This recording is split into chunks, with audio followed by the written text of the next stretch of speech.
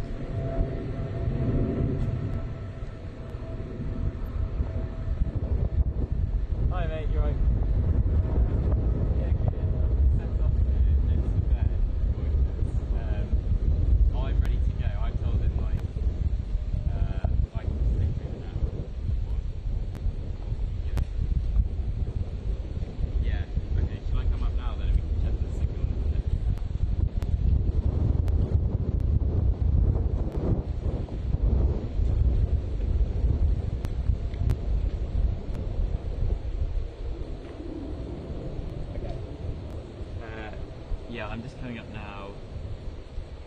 Should be seeing me hopefully.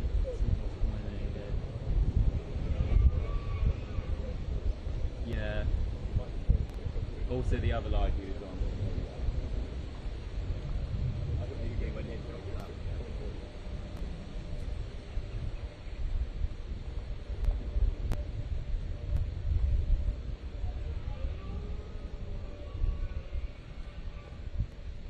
Yeah.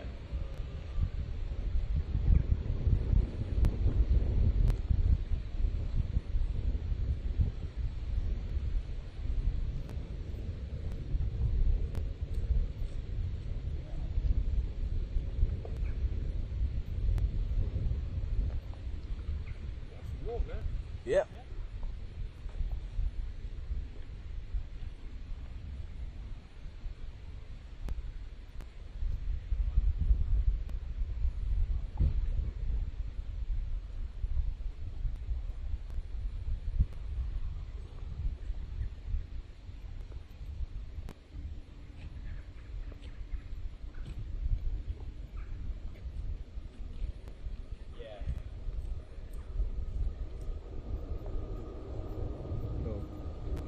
The only thing for us is the convoys, so when the convoys go, I'm just going to turn the camera off, bring it going down up again.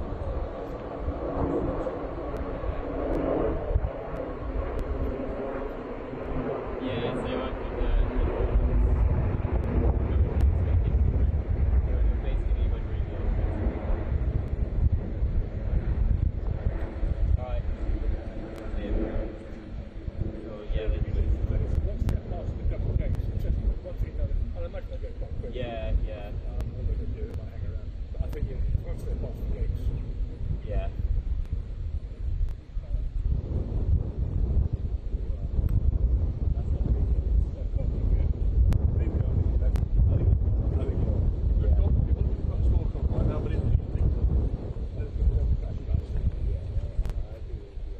It's the Home Secretary of Quarantine, or was it? And basically, they're staying in the Fairmont Hotel. It's a nice evening. Yeah.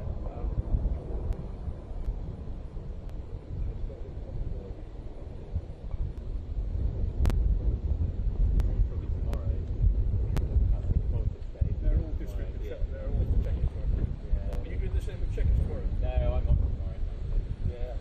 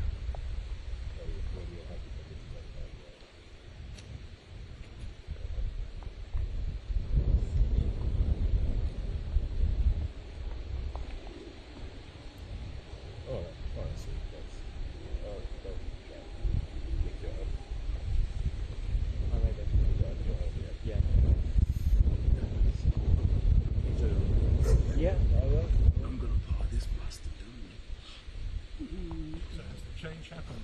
It's the handshake problem. Yeah, yeah, it's happened. Yeah. Yeah, Nick, yours is much better.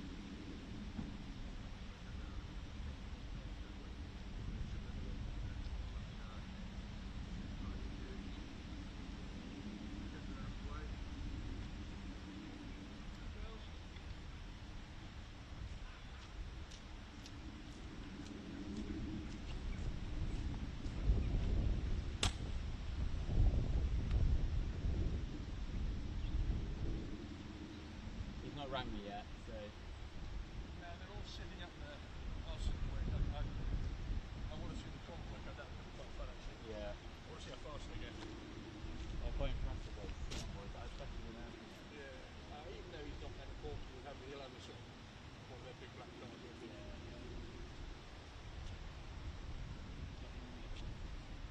Yeah, I mean, interesting because in theory, with a bit of luck, you'll go nice and slowly and enjoy the scene. He's got a big herd of deer up there. With a bit of luck, you might get nice and slow and enjoy this quite. You don't often get to drive in these cars. Yeah. Even big. I mean, this is a bit gaming and stuff.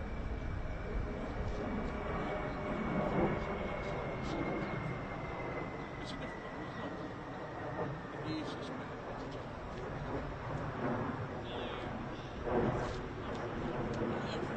This is what we Windsor is better here than London is. It'll be a matter of a few months ago. It's great. The fact that they've got this it's a shame. He'll love it. Hopefully it's not too wet. They have to lid down the carriage. Yeah. I think it says a lot about sort of Americans. They don't really have classes. They don't have one. Yeah. I mean, in a funny way, not have a class system, but for here, and the king and the royal family do this thing. This is good. They do this their job. They do it. Yeah. I love the fact that Prince William's taking the kids to school this morning. Priority. Well, he comes up down here because the kids go to school up there. He lives down there. Are they probably? At the moment, they don't have any problems.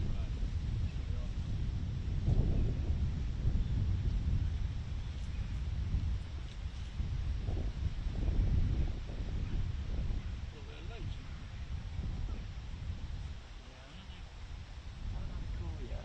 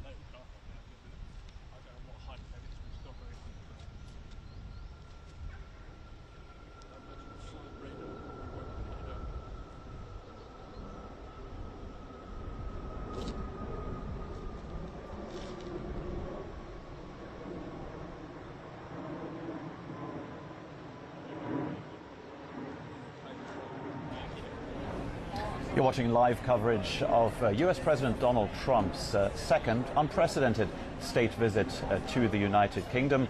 We are live outside of Windsor Castle, where we are expecting Donald Trump to arrive within the next hour. All of the events today here at Windsor Castle you will be able to watch on this live stream on YouTube, also on apnews.com. On YouTube, of course, you will be able to leave us your comments and your questions, and we will try to respond to those throughout the day. We will be live from here throughout the day, in between the events that you'll be able to follow. That will start with the arrival of US President Donald Trump on the grounds of Windsor Castle on board Marine One. He already spent his first night here in the United Kingdom at Winfield House. That's in central London. That is the US ambassador's residence to the United Kingdom.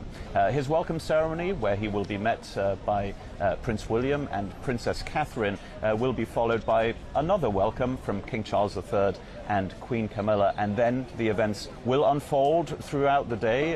There will be a carriage procession as well on the grounds of the Windsor estate, and of course the state banquet at the end of the day. All of these events you'll be able to watch here live with us, and we are lucky to be joined throughout the day by one of our resident experts here in London. Danica Kirker is our expert in all things British royal family and based here in London. Thank you very much for joining us today. Oh, it's my absolute pleasure. And Delighted to be here. It'll be nice to get your expertise throughout the day, and I should mention that Danica will be inside Windsor Castle a little bit later today. You'll be getting a close look at the banquet hall, and you'll be able to tell us what exactly a state visit feels like from the inside, won't you?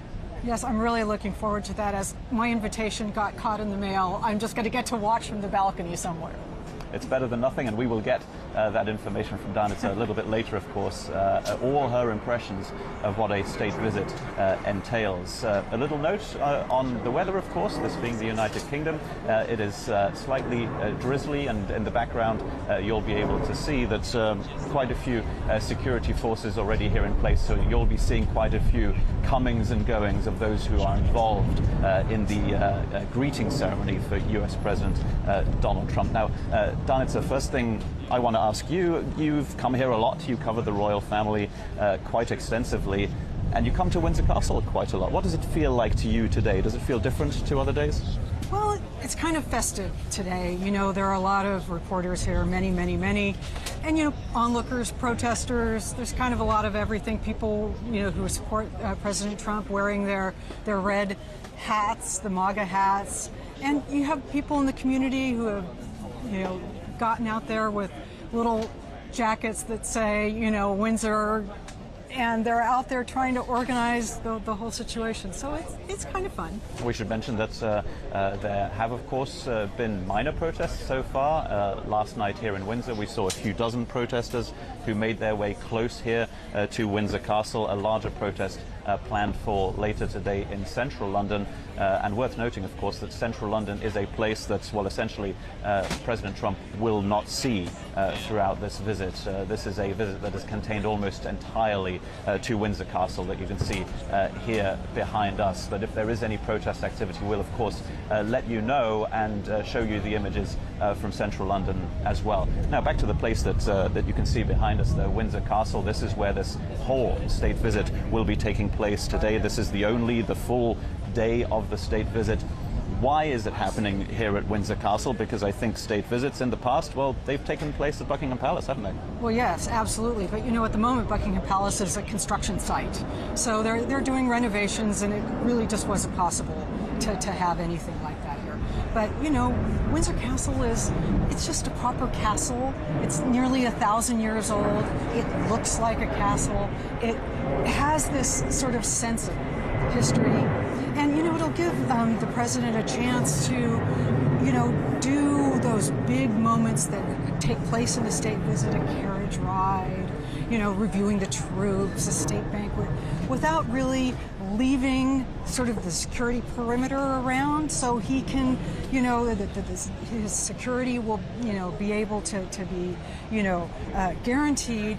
At the same time, it sort of keeps the public away. The general public won't be able to see anything at all. And so, you know, there's some benefits to you know, having a single place where you can keep watch on everybody. let's go through the events then quickly of what you can expect to see today. We will of course be on air with you at regular intervals, but coming up this morning within the next hour, in fact at 11:55 here local time, that is at 6:55 Eastern time, that will be the moment when President Donald Trump and First Lady Melania Trump will be arriving. So there will be an official arrival ceremony. The first one will be Prince William and Princess Catherine, who will be the first to welcome the dignitaries from the United Kingdom. Then there will be the already aforementioned carriage procession. That is when everybody gets to ride in horse-drawn carriages on the Windsor estate to the next welcome, and that is the one that will the official welcome ceremony there will include King Charles III and Queen Camilla, of course. Plenty more events coming up, and of course the main one tonight will be the state banquet with all sorts of dignitaries here, and pretty much all members of the British royal family also in attendance. So this is a state visit. It is an unprecedented second state visit for a non-royal. That's what makes this so special. What is a state visit is a pretty basic question, but what does it entail specifically here in the United Kingdom? It is pretty much the highest honor, isn't it, that a visiting dignitary can receive. Yeah, you're absolutely right, Philip. It is absolutely an honor. And, you know, state visits are really rare. There's only 2, sometimes 3 a year. But they're this moment where the royal family steps forward as the diplomats-in-chief of the nation, and both to their friends and to their maybe not so close friends, their frenemies, gives them a chance to really get the pomp and circumstance that Britain can absolutely deliver in spades. So there's soldiers who will perform absolutely in synchronized fashion. There is the beautiful flowers, there's the banquet, there's all the hoo-ha and whatnot that come with a royal visit. And it's a really unusual thing in that no one else has ever had a second state visit. It's not just the second time for President Trump, it's just the second time ever. And it's going to look, as we mentioned, it's going to look quite different in comparison, maybe also, to the last one that happened here in Windsor. That was French President Emmanuel Macron in July.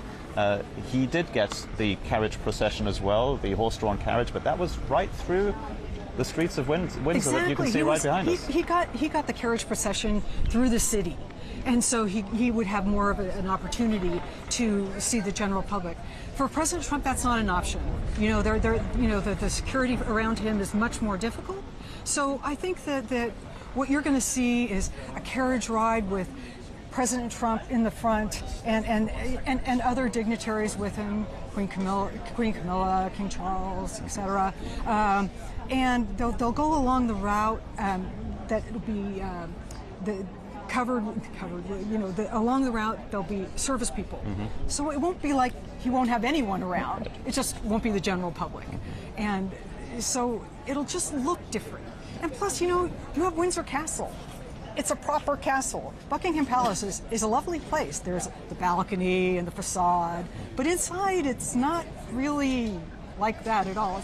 Some people have described it as kind of dreary, but you know, the point is that Windsor Castle inside has lots of gold leaf, lots of Holbein paintings, Van Dyck's, lots of hoo-ha and whatnot in there too. He's likely to like it. Yeah, we know someone who likes the gold, right?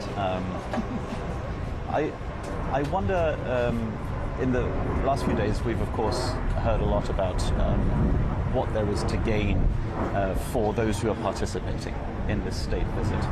Maybe it's getting somewhat political as a question, if you will, but what is there to be gained from an event like this one, for the royal family first of all, for the United Kingdom maybe as a whole, and then of course for President Trump as well? What's in it for them? Well, can I just first say to you, Phil, that the most important, I would just think that regardless of your political stripes, this is a really special moment. You know, hundreds of people have been preparing again and again, you know, rehearsing, cutting the proper flowers, cutting the grass to the right length, you know, braiding the manes of the horses, polishing their hooves, shining everything within an inch of its life. Regardless of your politics, President Trump is the guest of the king, and everyone within the royal household is making sure that he is greeted with all the dignity and respect that a visitor to the palace should receive. As I think plenty of commentators would say, is the main aim of this state visit might be simply for US President Donald Trump to leave a happy man. Well, in a lot of ways, in its simplest form, particularly the state banquet, it's, you know, it's the king inviting you over for dinner, except the king lives actually at a castle, and you want to show him a good time. Part of the whole point of this is that, you know, particularly the political leaders of the country get an opportunity to, you know, meet one another in a more convivial setting than sitting around a table, you know, at a summit. You know, you get to know one another, to get a chance to sort of see their stripes.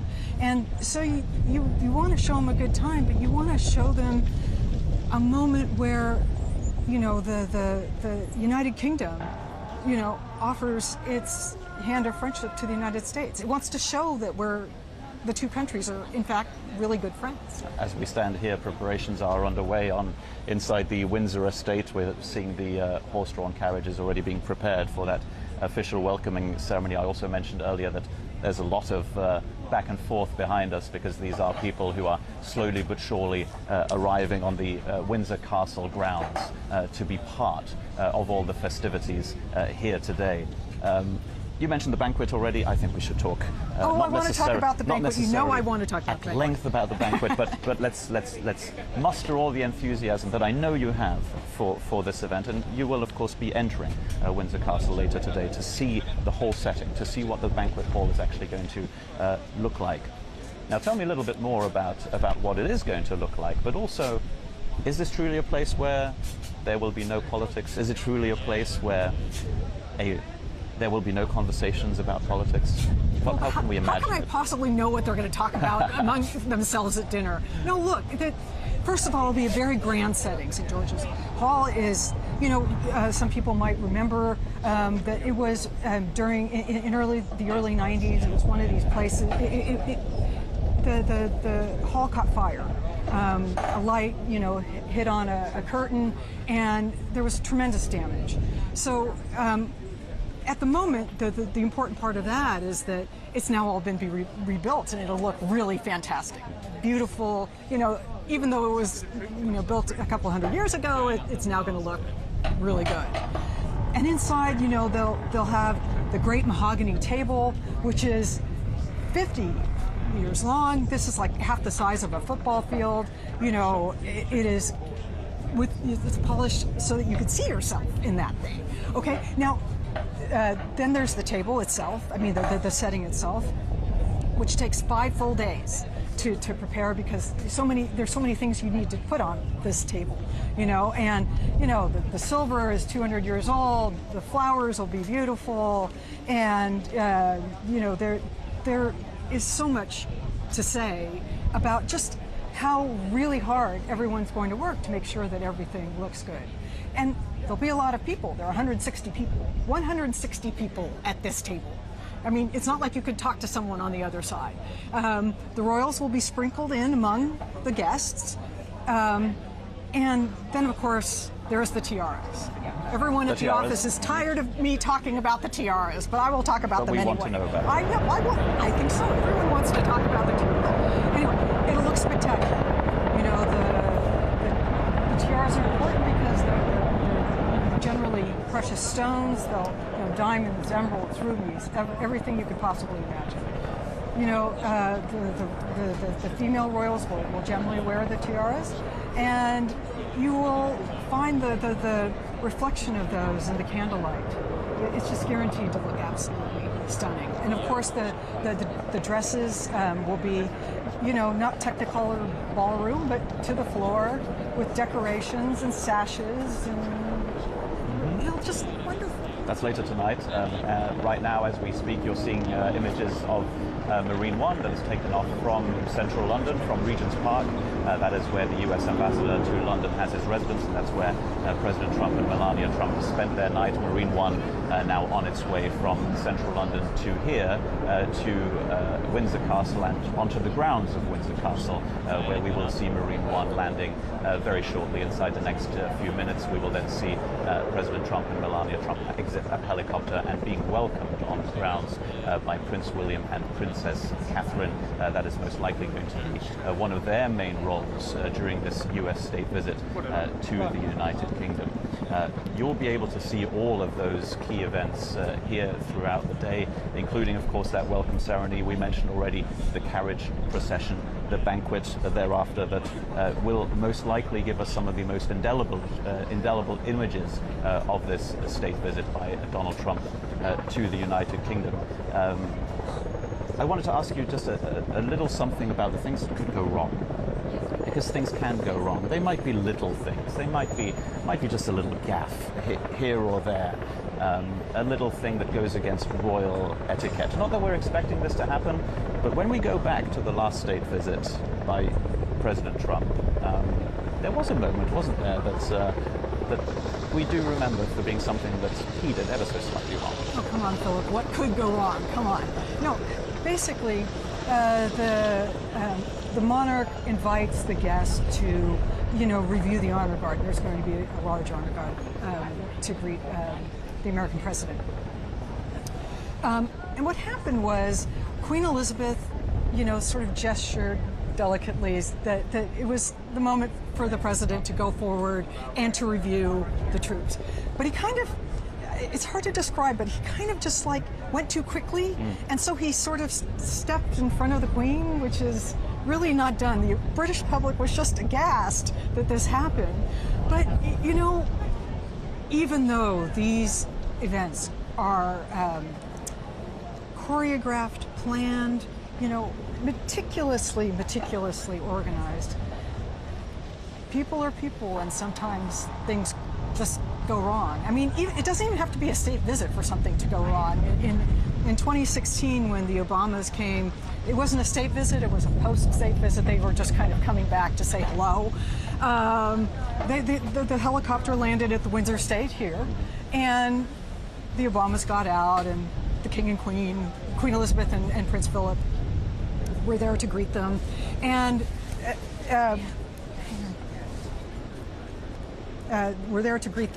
and there was just this moment where they're going back to the Range Rover, and Prince Philip gets into the driver's seat, and the Secret Service is at that point aghast because they're the ones who drive the president around. But no one was really going to argue with Prince Philip. So there's this other awkward moment where then President Obama, tries to get into the back seat. And then he has to gently be asked to go to the front seat because the Queen has to get into the back seat.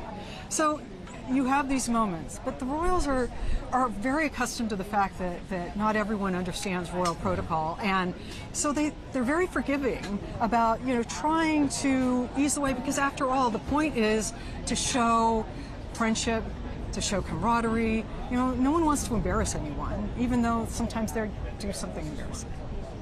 Done to see you know everything about the British royal family and any other state visits that might have happened in the past. Thank you very much for your expertise, and we'll be speaking with Danica Kirka later today. We'll be back on air together at 1 o'clock here local time. That's 8 in the morning Eastern time, and during that time, between now and then, you will have seen a lot of those key events already. We're expecting the arrival of Marine One. We got a little bit ahead of ourselves just earlier. Marine One, we're expecting to take off soon from Winfield Palace in the Regent's Park and come here to Windsor Castle. Again, that's going to be happening within the next few minutes. You've already seen that arrival of President Trump and the First Lady, but then also the much discussed procession on horse-drawn carriages throughout the Windsor estate, and then the other official arrival. That is when you'll probably first see King Charles III and Queen Camilla. All of those events will be live on our YouTube channel, of course, and if you're watching on apnews.com, of course, that's where we will have blog items throughout the day, the latest photos, the latest video as well. And you're getting this live coverage because at the Associated Press we have journalists on the ground throughout the world. And if you value unbiased and independent journalism, then please feel free to support us. That would be at apnews.com/donate, apnews.com/donate. Thank you very much for joining us for our live coverage from Windsor Castle. Again, we will be here throughout the day, and Danica Kirker, our expert in all things royal family, will be joining us throughout as well.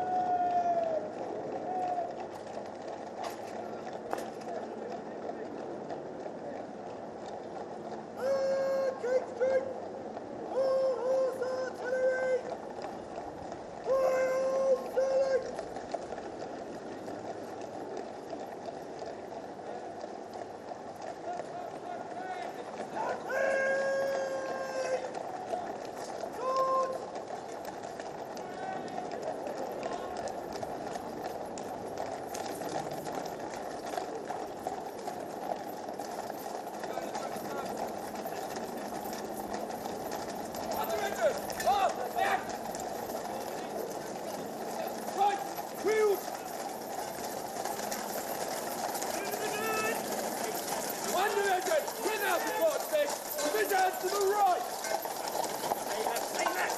Get to the right! Back to the right! Right leg!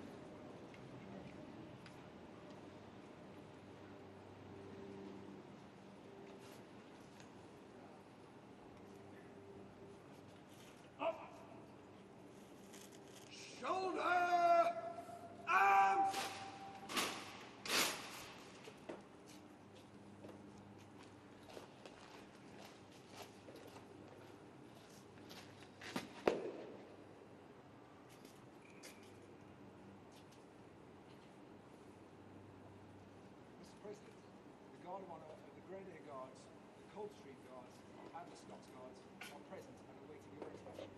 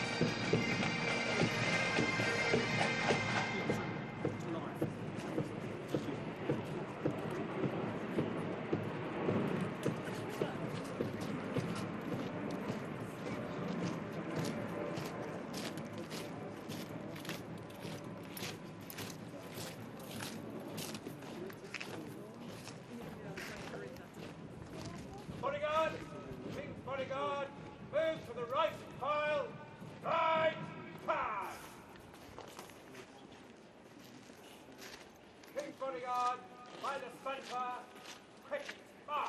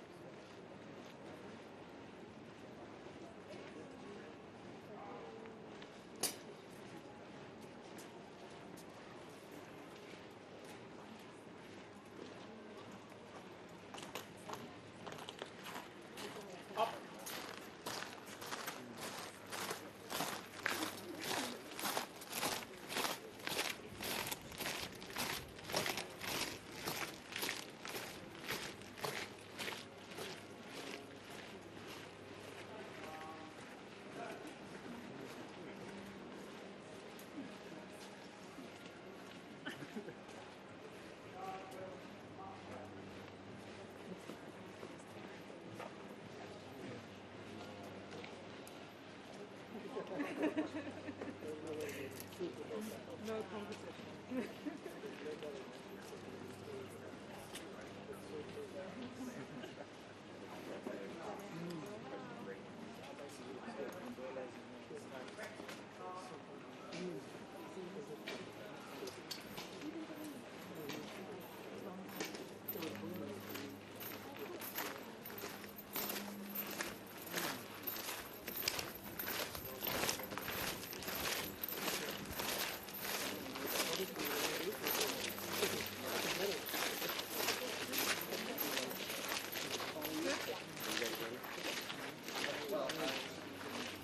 You can go in ahead and I'll. Justin and his camera. Amazing. I can take Isaac now. Okay.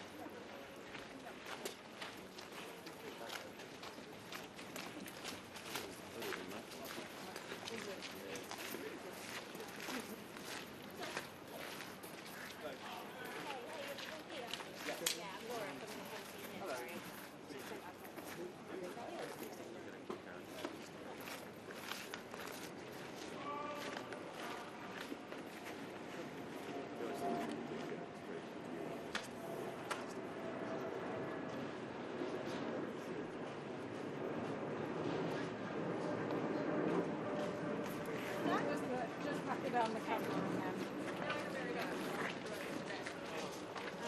Duncan, I'm leaving you here for sure. Yeah, that's fine. Duncan, you good to go? Let's see. Also, I need to keep you because all my stuff is still not packed away. Where is it? Oh, no, that's fine. Okay, you guys, I'll take you. Yeah, to go back out the way you came in. Yeah, so back. Go back to advanced gate. Yeah, down. exactly. Okay. Yeah. And then report again from beat to retreat. Yes, please. Yeah, thank you. 3:30. Yeah, perfect. Thanks, Jason. Thank you.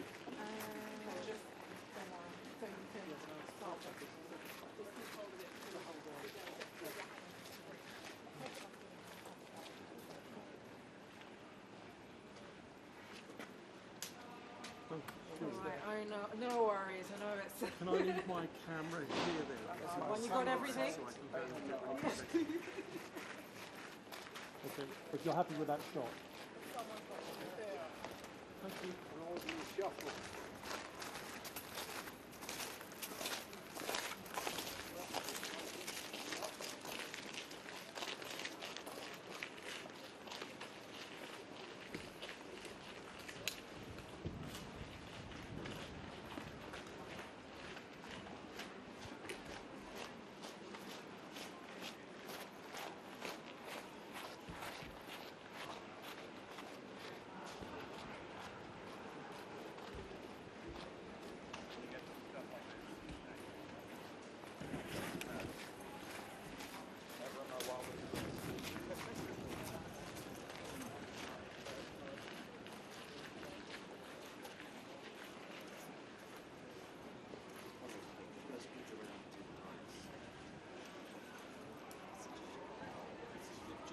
we were further out last time. Yeah. So I have a feeling we were sort of like coming off. they had a bit there and it went out on the gravel. So the angle was awful. And then getting out the carriage. That guy stood in the way of everything. I know, it's like, he wasn't here last time. I mean, I was okay, he was cleared fine up to the right, so the bit of them getting up to that carriage was very fast.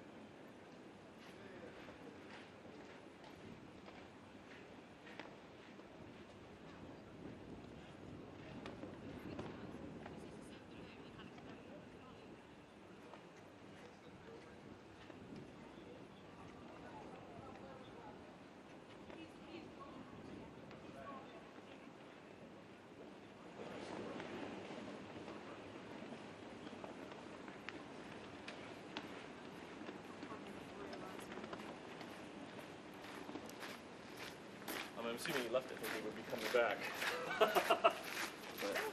I think he thought he would, but... I'm assuming this Blimey. is his stuff. That's all mine. Okay. And this. And this one. That's yours. Okay, so it's just this. It's just that. All right. I think that's the only thing remaining. All right. Amazing. Everything else has already gone on eBay. Thank you. Cheers, thanks. There you are.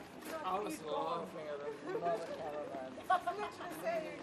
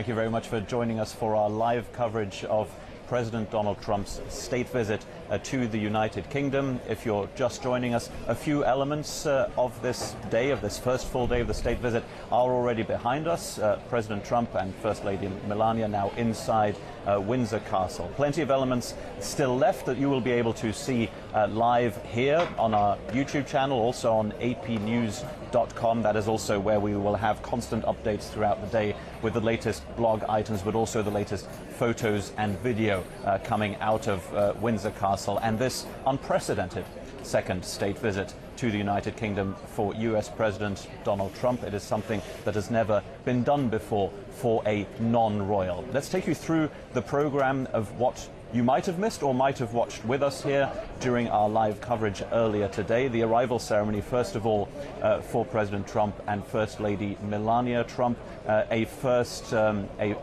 greeting from Prince William and Princess Catherine. Then another part of that official greeting was King Charles III and Queen Camilla, of course. And joining us throughout the day for commentary, but also her expert knowledge on all things British royal family, is Danica Kirker, based here in London, and who spends quite a lot of time here in Windsor as well.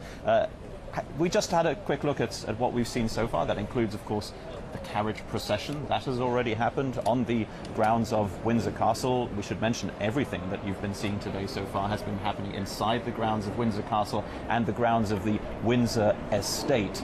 Donald Trump won't be seen by the public here, some members of whom you can see behind us here. We're just at the entrance of Windsor Castle. So Danica, from what we've seen so far, essentially things are going as planned, but still, I want to know your impressions of what we have seen so far. All the pomp and the pageantry that we spoke about earlier, that we were previewing, what kind of an impression did it give you? Well, I mean, the military is certainly out in force today. They're earning their salary, that's for sure. I think that you know, it kind of goes to the point that we're at a proper castle.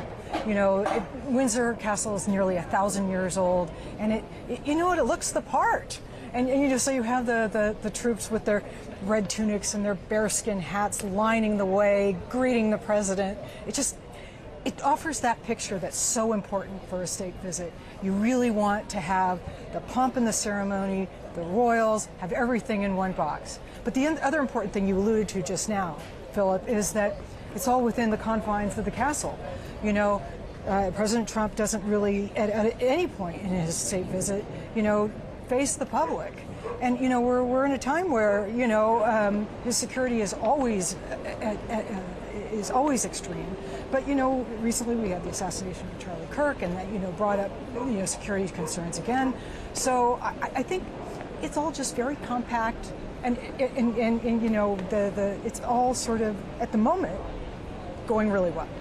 And all of what you'll be seeing today, again, will be happening within Windsor Castle. So this is a two-day state visit. Officially, President Trump arrived yesterday. He spent the night at Winfield House, that's in Regent's Park in central London, and only thereafter today in the morning here, local time, did he arrive here at Windsor Castle. So all of these events are taking place right here. That is a difference to other state visits in the past, and it's also different to the last state visit of President Trump. So the obvious question is, why is all of this happening here at Windsor Castle? Well, a state visit is a really unique thing. There are only 2 or 3 a year, and that's because they take so much work. Hundreds and hundreds of people have been working for months to make sure that everything is perfect. The soldiers have been rehearsing and drilling and rehearsing with each other, bringing the various elements together. It's really difficult to bring in the music and the snap of the rifle when it whacks against the shoulders of all of the soldiers all at once. And, you know, we're also going to have a fly past later on. So, you know, all the elements of the military are out there. We've seen the welcome ceremony, of course, that I mentioned already. Also, the national anthems both being played for the dignitaries and the inspection of the Guard of Honor by President Trump. Of course, something that he did during his last state visit to the United Kingdom as well. Of course, it's always worth mentioning the political backdrop to a state visit. In this case, it's a very different political backdrop, of course, in both countries. Here in the United Kingdom, there has been a lot of talk about the firing of Lord Mandelson, now the former UK ambassador to Washington, because of his connections to the convicted paedophile Jeffrey Epstein. There is also the simple fact that these two leaders don't really see eye to eye on so many political issues. And if you will, the backdrop in the United States is a very different one. The things that are commented upon during this state visit, they include, as you mentioned, the assassination of Charlie Kirk, a far-right influencer and a big supporter of Donald Trump. So there is always a backdrop to these state visits. They don't happen entirely in suspended space, if you will. Let's talk about the politics a little bit, because they won't necessarily come up during the state banquet that is going to be happening later here today within Windsor Castle. But the politics will come up invariably tomorrow, during the second day of Donald Trump's visit, when he sees Prime Minister Keir Starmer at Chequers at his rural retreat. They'll undoubtedly be talking about the politics of the day, won't they? They absolutely will, but you know, that's tomorrow. Today we're talking about soft power, that ability to meld the royals to the political establishment, to offer, you know, both your friends and your rivals a chance to be photographed with Princess Catherine and the Prince of Wales. That goes a long way in any country. And so, you know, politics always comes up. I mean, in theory, it'll even come up at the banquet tonight. But I'm sure it will all be done very, very quietly. Discussions among the various parties at the table. All depends, of course, also on who you're sitting next to. Of course, the president will be sitting next to the king, but then there are so many other possibilities of who's going to be sitting next to which royal, who's going to be sitting next to which member of the administration. That's a whole other kind of politics, for sure. I mean, the whole who sits where has been, you know, tormenting the brains of many a staff member for weeks now. You know, they normally mix the royals out into the. I mean, we're having us 160 for dinner. This evening. So they mix the royals out with the various dignitaries and celebrities and other people that will come, but it's not like anyone monitors the conversation. So, you know, be sure. I think a lot of people, though, will sort of just be sitting there in awe with the whole festivity of it all. Well, we always talk, don't we, about the 2 days of this visit that Donald Trump is now in the middle of here to the United Kingdom, this being really the state visit, the main day of this visit. He was, after all, invited by King Charles III, and he will be spending his whole day here at Windsor Castle, and indeed is also going to be spending the night within Windsor Castle. But then tomorrow, Thursday, is an entirely different matter. That is when the first couple, President Trump and First Lady Melania, will be traveling to Chequers. At least she will be traveling near the end of that part of the trip to then depart the United Kingdom again for the United States. And that's, of course, where politics will be discussed. Again, worth mentioning the differences that currently exist between these two members of the so-called special relationship. When it comes to Gaza, for example, the United Kingdom planning to recognize the state of Palestine at the UN General Assembly next week in New York. That is something that the United Kingdom will do, that the United States very firmly opposes. When it comes to Ukraine as well, of course, the United Kingdom would like, and Prime Minister Keir Starmer would like the President of the United States to have less of a cozy relationship, if you will, but certainly not as close a relationship as he currently has with the Russian President Vladimir Putin. Again, that's what's happening tomorrow. Let's take a look back at what we'll see over the next few hours, because this is what you'll be able to see here during our live coverage over the next few hours. Again, President Trump, the First Lady, everybody involved in this state visit currently having lunch within Windsor Castle. But there is more for us to see. There will be a viewing of the royal collection inside Windsor Castle. There will be something called the Beating Retreat ceremony. probably worth going into that. What is it? What is a beating retreat ceremony? What is President Trump going to be seeing inside Windsor Castle in a few hours' time? Well, I mean, if we could first start with the Royal Collection, because it is certain to be something tied to the long history between the United States and the United Kingdom.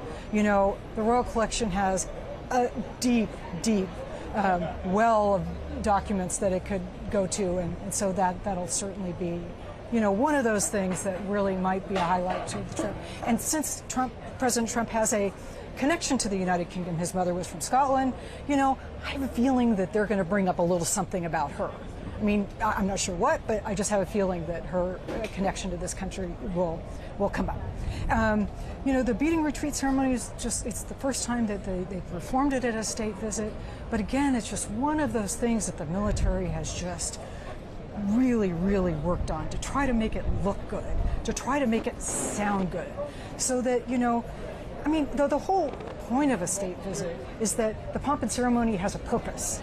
You know, that, you know, President Trump walks away from this with warm and fuzzy feelings, if I could put it that way, about this country, so that when they, you know, when he and Prime Minister Keir Starmer sit down and try to talk about some of the issues you were talking about, Middle East and Ukraine, that they have a better understanding of one another when they're going forward to talk about some of the world's most intractable problems. It's worth also mentioning that we will, of course, be bringing you live coverage not just of what is happening within Windsor Castle here, but also what might be happening later today, and in fact will be happening later today in central London. There will be a protest against the state visit of Donald Trump, and there are expected to be quite a lot of people there, and that is something that we will, of course, bring to you live as well. There's also the possibility of there being a smaller protest here in Windsor, and we saw a smaller protest here last night as well. I think a few dozen protesters were here, a relatively small one, of course, and right now, well, we're seeing a few people with the red Trump-supporting hats on, and there are others who are protesting this visit. That's the kind of atmosphere that we have here today. How would you describe the atmosphere that we've felt here since this morning? There was obviously that feeling of anticipation, but it's certainly calm, isn't it? Well, despite how ugly it is outside, it's kind of a festive sort of day. I mean, no one's causing too much trouble. It seems like the good townspeople of Windsor are, you know, sort of mulling around and trying to direct the many journalists who are here to get them to the right place.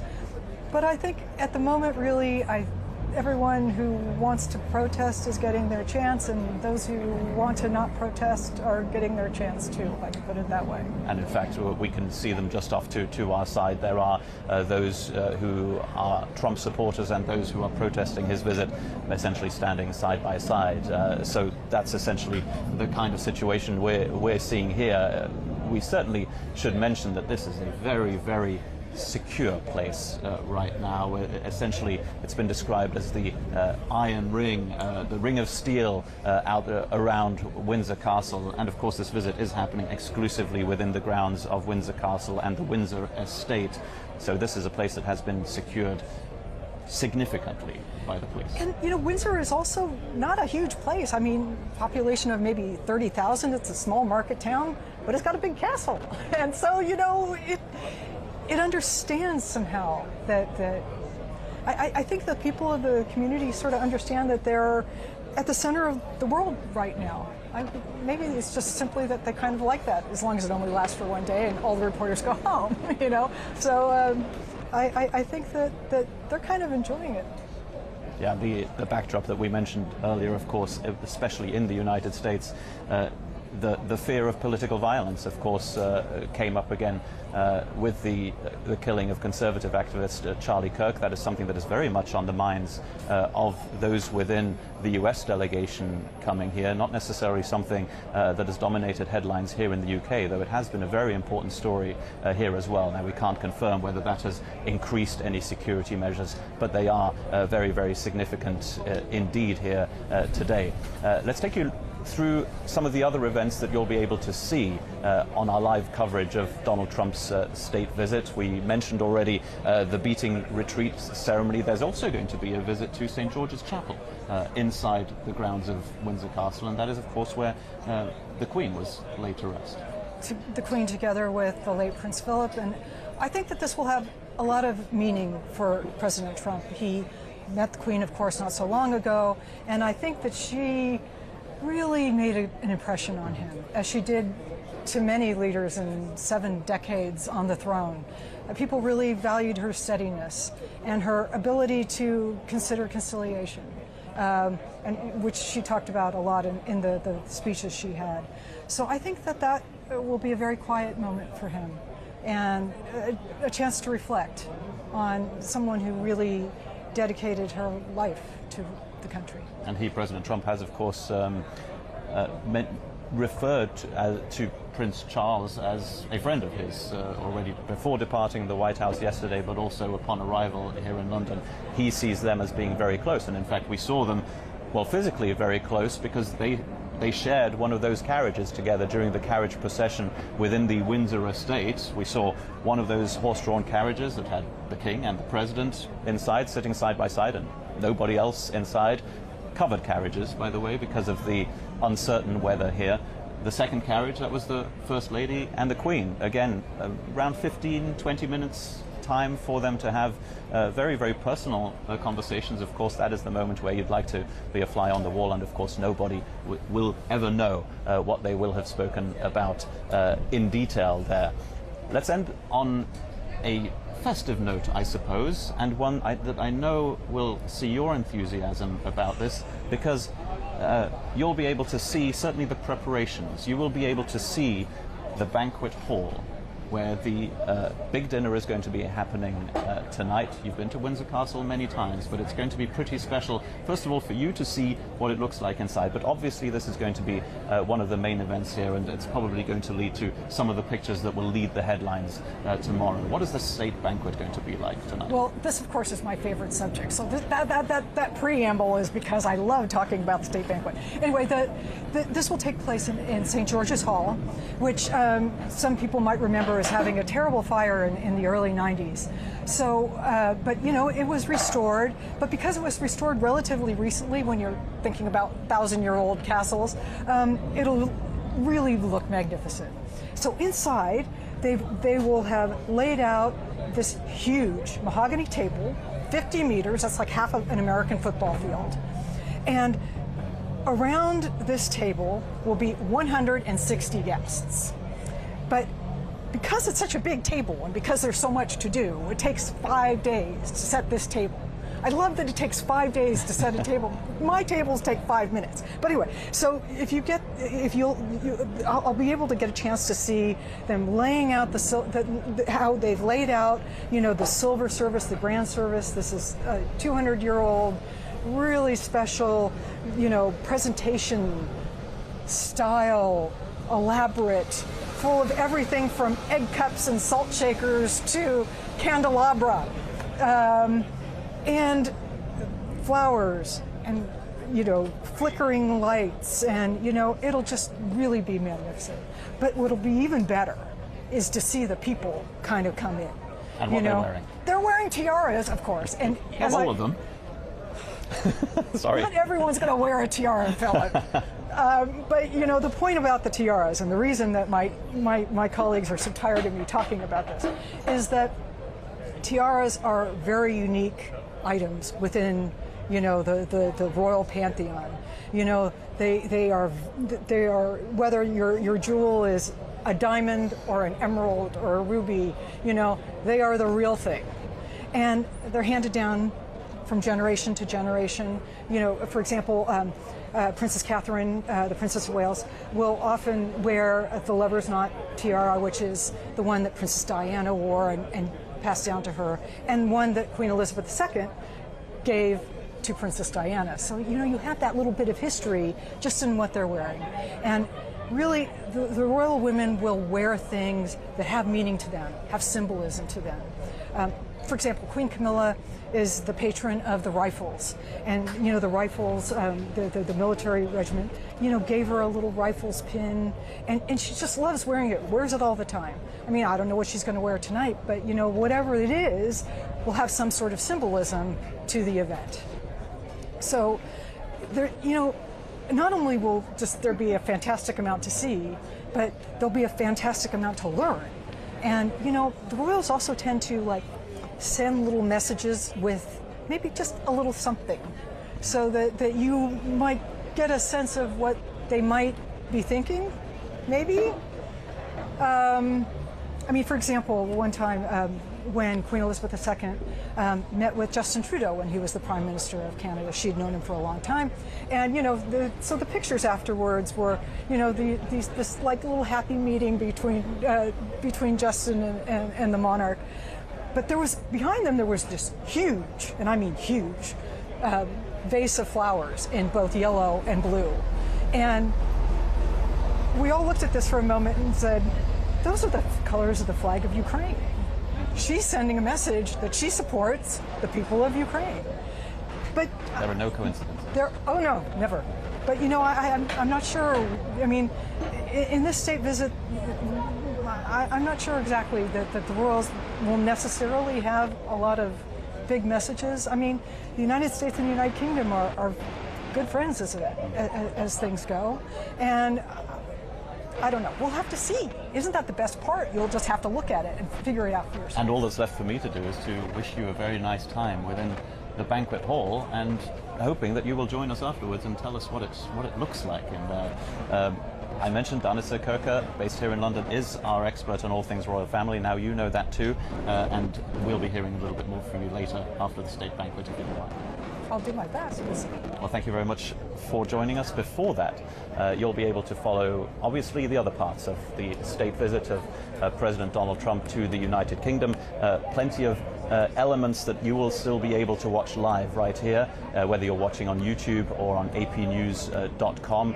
There will be footage, of course, of the visit of the royal collection, of the visit to St. George's Chapel. Thereafter, the beating retreat, military and musical ceremony, and then, of course, any footage we get from the state banquet later tonight. That's all coming up, and we will be here live with you again at 5:15 local time. That is -5. 12:15 Eastern time. So we'll be back here to comment on all the things that we will have seen during this state visit of Donald Trump to the United Kingdom.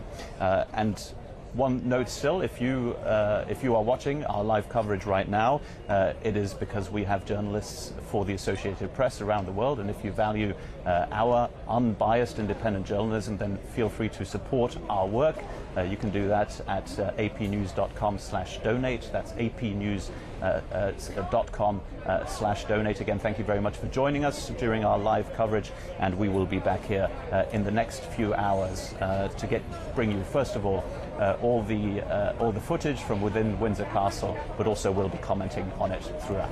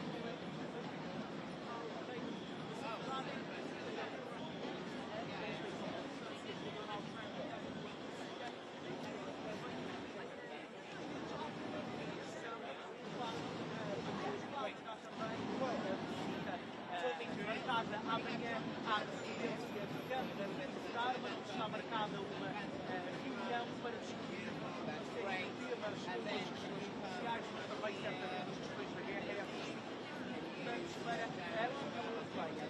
Vamos tomar férias pela situação da União.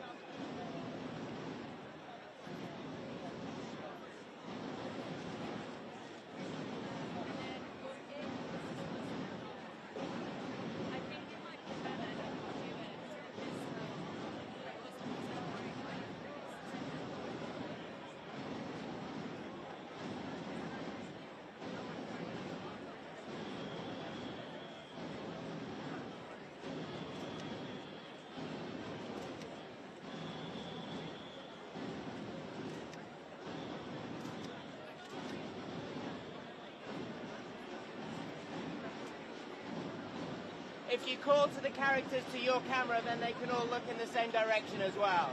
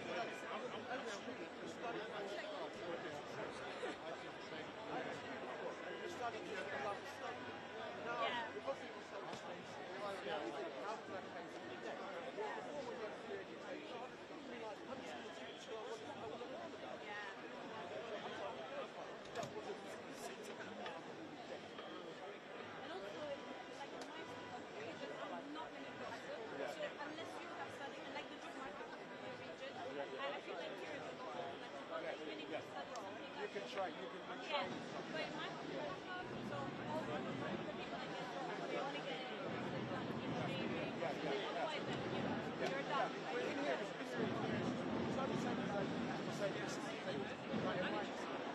You only get months away and you study something like engineering. You're going to do art and it's like, you actually have to know. But it really is concept, but what you try to grow by is interesting. And you learn, and then once you learn that, then you're good. And then they'll retrain you. I get my obviously not obviously not that, but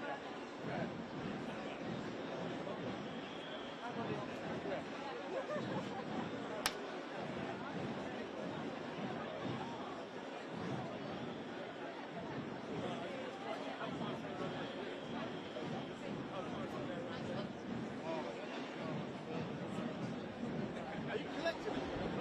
I mean, it's collecting my point is there's quite a lot to protest about. Okay, well, at least we get about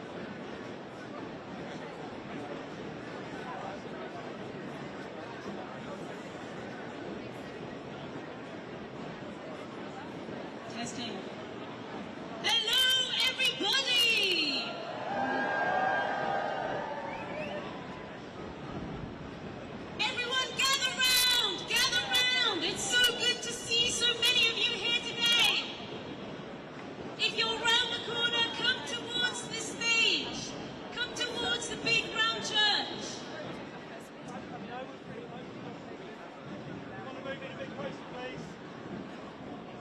It's so great to see thousands of you here to say, Trump, not welcome. Say it loud, say it clear. Donald Trump's not welcome here.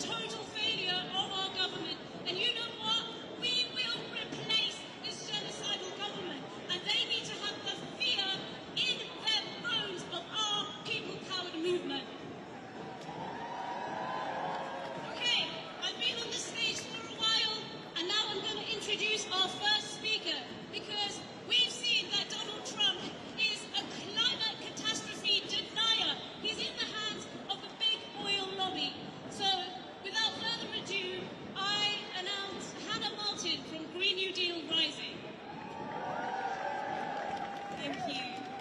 It's so inspiring to be here today. We organise young people on climate justice, and we're here today to stop Trump. Yes, but we're also here to stop Trump's politics from taking hold in this country. We draw a line, we say no further. What does that politics look like here? Well, it looks like fossil fuel subsidies. It looks like failure to rule out Rosebank.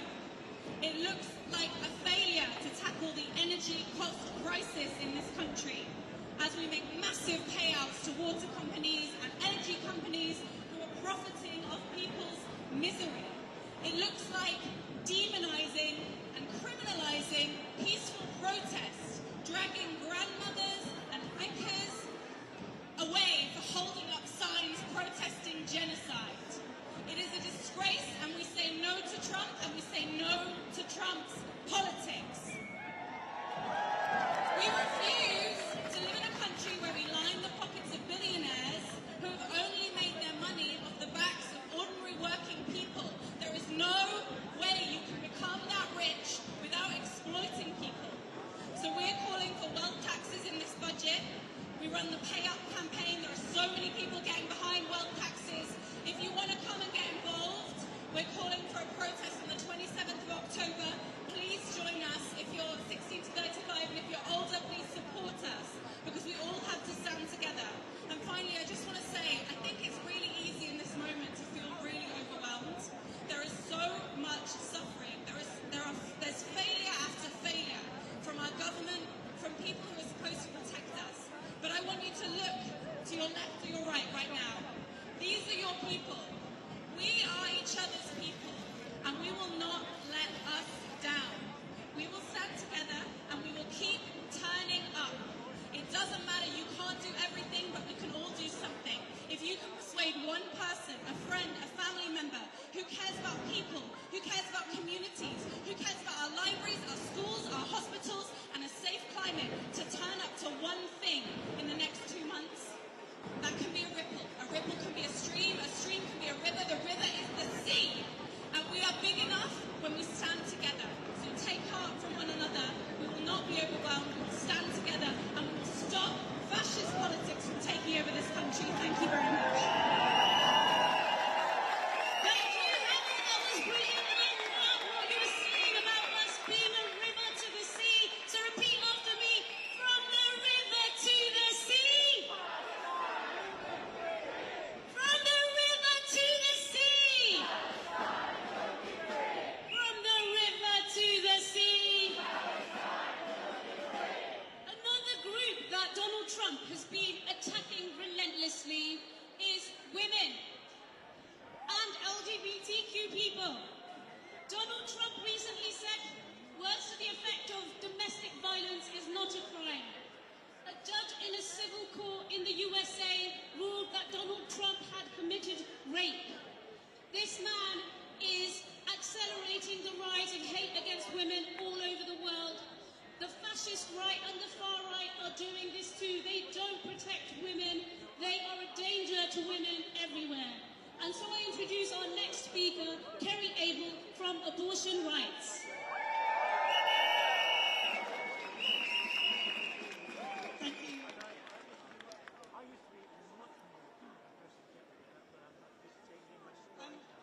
Trump has boasted about overturning Roe v. Wade, the legislation in the US that guaranteed the right to abortion since the 70s. You might not think it affects you, but 1 in 3 women in the US will have an abortion in their lifetime. It's the same figure here. And everybody, we say this a lot, everybody loves somebody who's had an abortion. Trump appointed 3 anti-choice judges and prevented abortion for millions of women. Since the overturning of Roe in 2022, at least 10 women have died because they couldn't have an abortion. Women like 28-year-old Amber Thurman and 34-year-old Portia Mezzi. And maternal mortality has gone up by 33%, worse for black women. And we say this because abortion is healthcare. Abortion prevents women dying unnecessarily. Abortion bans stop women and pregnant people being able to control their bodies. It's not about life, it's about controlling women. Trump gives legitimacy to far-right forces who want to roll back reproductive rights everywhere. Rolling out the red carpet here for a second state visit empowers those attacking our abortion rights in Britain too. So abortion rights are here to say no rollbacks here and no rollbacks anywhere. Abortion rights are human rights, and resisting Trump and what he stands for is part of resisting the global far right, like the likes of Nigel Farage and Tommy Robinson, that want to control our laws, freedoms and our bodies. Defend abortion rights, stand with Palestine, fight racism and sexism and climate destruction. Thank you. Such an important issue that we all need to come together and remember as we build our resistance to the far right. Next up, we have Adam Powell Davies from... Sorry, there's been a change in the order. Next up, we have Kevin Courtley from Cuba Solidarity Campaign. Thank you very much. Really pleased to be with you all. Kevin Courtley, I used to be General Secretary of the National Education Union. In retirement, I think there's more time for politics, and I'm working with the Cuba Solidarity Campaign. And I tell you, we are frightened for the future of the world, and we are frightened for the future of Cuba. Now, on the question of Cuba, there is a context, because there has been bipartisan hostility to Cuba ever since the 1959 revolution in that country. And both the Democrats and the Republicans have maintained attacks. And you will know there is a blockade against Cuba that the Americans have been running ever since 1960. It is nearly the longest blockade in the world. It's only rivaled by the Israeli blockade of Gaza. And we call it a blockade. An embargo is one country not trading with another. A blockade is when the US blocks every other country from trading with Cuba, and it is an outrage. Now that's the context that Trump has come into. And we, the Cuban people, the Cuban government, the Cuba Solidarity Campaign, we are frightened about what comes next. The measures he has introduced in the last few months are enormous. He's put Cuba absolutely unfairly on the state sponsors of terrorism list that they maintain. That is entirely because the Cubans were helping with the Colombian peace process. But that takes Cuba out of the international banking system. They are refusing to let Cubans in America send any remittances, any money to their family in Cuba. And you know that countries in the global south rely on that. They are attacking the Cuban tourist industry, so much so that Expedia has just delisted every Cuban property. And they are attacking the Cubans' pride and joy, their health service, and the medical missions they send overseas. So they are attacking Caribbean countries that rely on Cuban doctors. And if they say, if you have Cuban doctors, Cuban nurses, we won't let any of your government come into the US. It is completely outrageous, and we don't know what comes next. And I want you to ask yourself, why are the Americans doing this against one of the smallest countries in the world? Why do they maintain this hostility? Is Cuba a military threat to the US? Well, obviously not. The US has soldiers all over the world. The Cubans have doctors all over the world. The US funds the Israeli military. The Cubans are training Palestinian doctors. The Cubans are no sort of military threat to the US. But I tell you what they are. They are a threat of an example that you don't have to stay within the neoliberal order. You can have a government which prioritises health and education and sports and arts. And that's why I say, Viva Cuba, down with Trump, support the Cuban people. Thank you very much. Thank you. We know that the USA uses economic warfare and sanctions against countries all over the world because it wants to put forward and pursue its colonial agenda. Up next, we have Sophie Beach from Women Against the Far Right.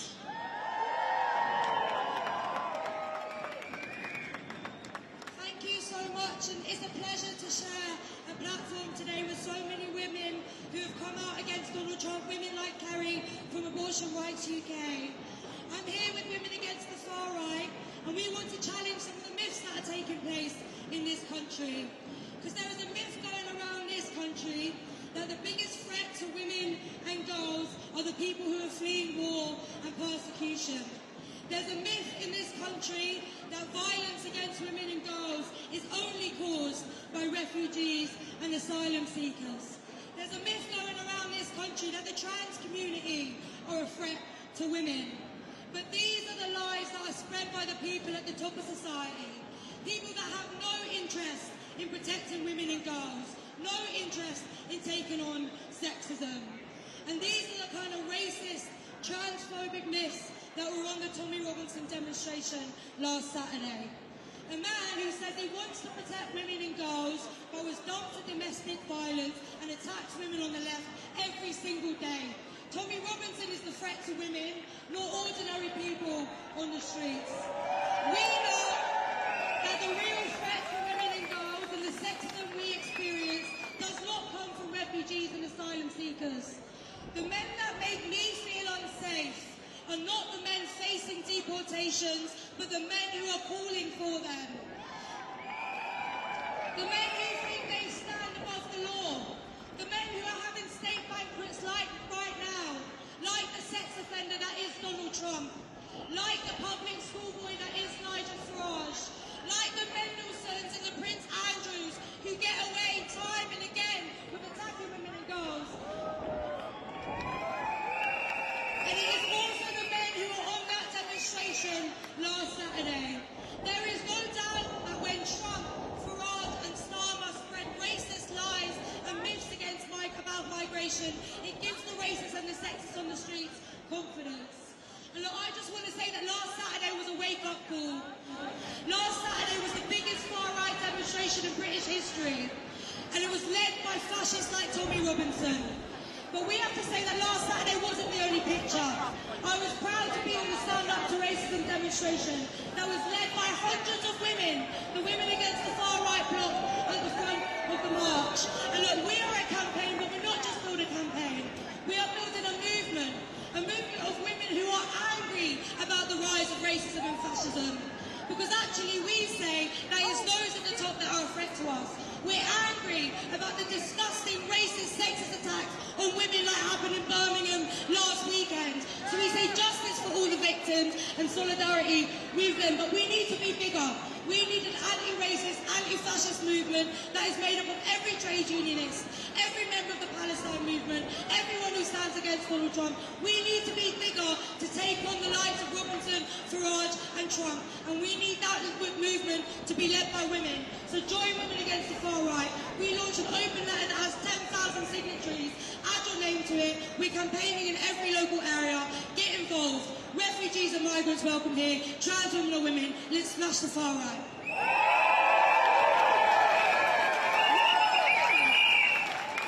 Thank you for that rousing speech, Sophie.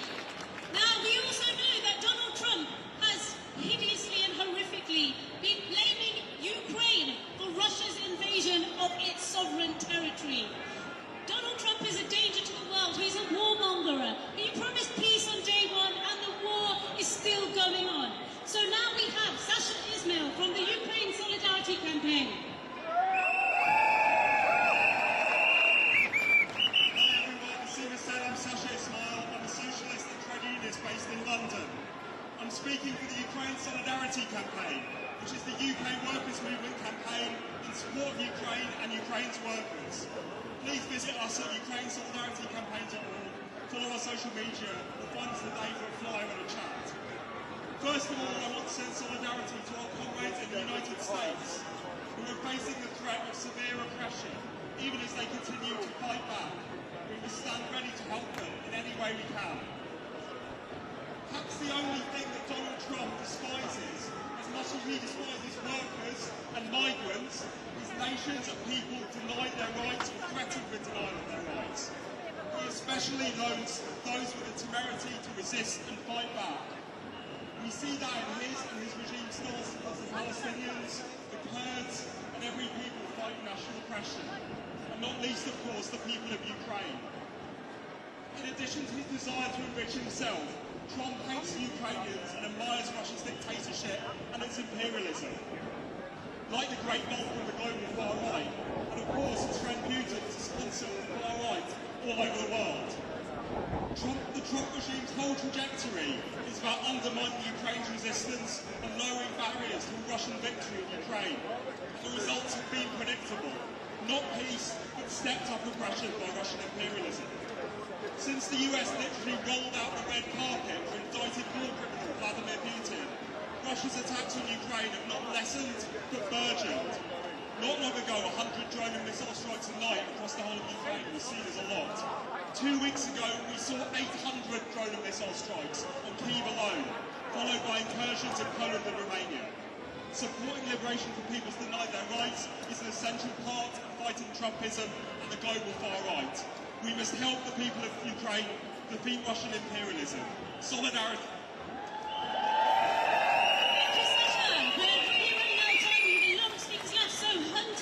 From Democrats Abroad and Rotor Media. Hello, London! Today I speak to you from the heart, not as a representative of the Democratic Party, but as someone who was born just a few minutes away from here. I am a British American. I have done political activism in both of these countries, and for decades now I have seen the rise of fascism be normalized day by day. When I was 15 years old, lived through Hurricane Katrina. I watched my city become wiped away in front of me. I also watched the recovery under neoliberal auspices destroy the city afterwards that had already been turned to dust, where people ended up poorer than they were before, even though rich people from across the country and world were able to move there and set up nice holiday homes. This is not the future we need.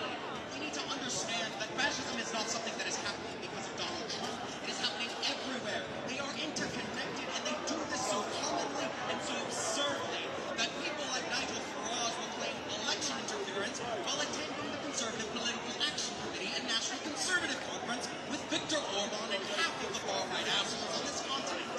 This is the reality. If we got rid of Trump tomorrow, that would not change. We have to understand they have built a movement upon decades that will take us all of our efforts to dismantle. They want us to fear the migrant, fear the trans person, make sure all of your problems come from the asylum seeker. But the reality is the same as it has always been. It is the reality that billionaires continue to enrich themselves, politicians work as their servants, and the media is too fearful or complicit to say anything otherwise. Every day we see this, and this will not change unless we come together. And it is not enough just to vote every few years. You need to be politically engaged, join a political party, join a trade union, and if you're one of the hundreds of thousands of Americans living in this country, join Democrats abroad and fight back. Do not wait for your chance, do not wait for your struggle, because the time is now for it to happen, or else we will lose the chance to fight back. Thank you.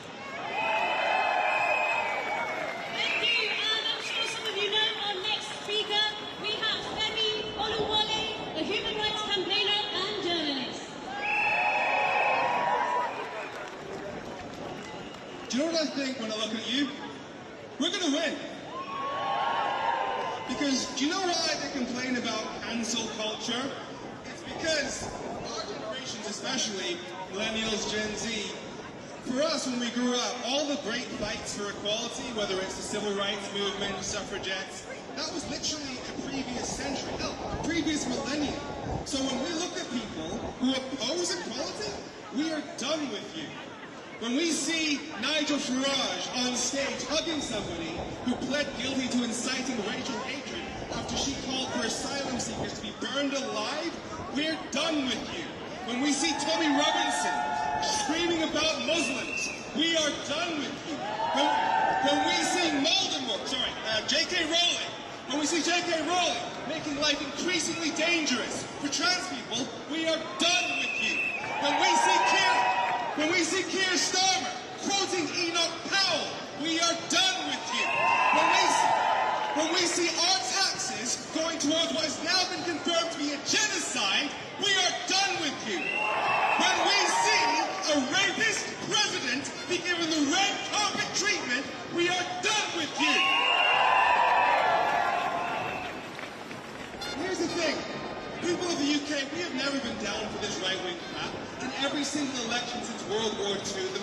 majority of votes have gone to parties to the left of the Conservatives, because that is who we are as a people. However, so if we're going to actually win, the priority has to be uniting the left. That has to be the priority. We need a voting system where all votes count equally, because if we get that, then we can actually end this fascist crap. Because we actually have an advantage here in the UK. Because the far right in the UK promised for 27 years that Brexit would make our lives easier. And it has made us poor, and they have admitted that. So we actually have no excuse. The idea that they're working class people is dead here. So, like I said, all this fascist crap, we are done with it. It ends with us, and we will end it. Amazing, rousing, hilarious. Thank you, Freddie. Next up, we have Portia Campbells, who is an American and member of Indivisibles London. Thank you.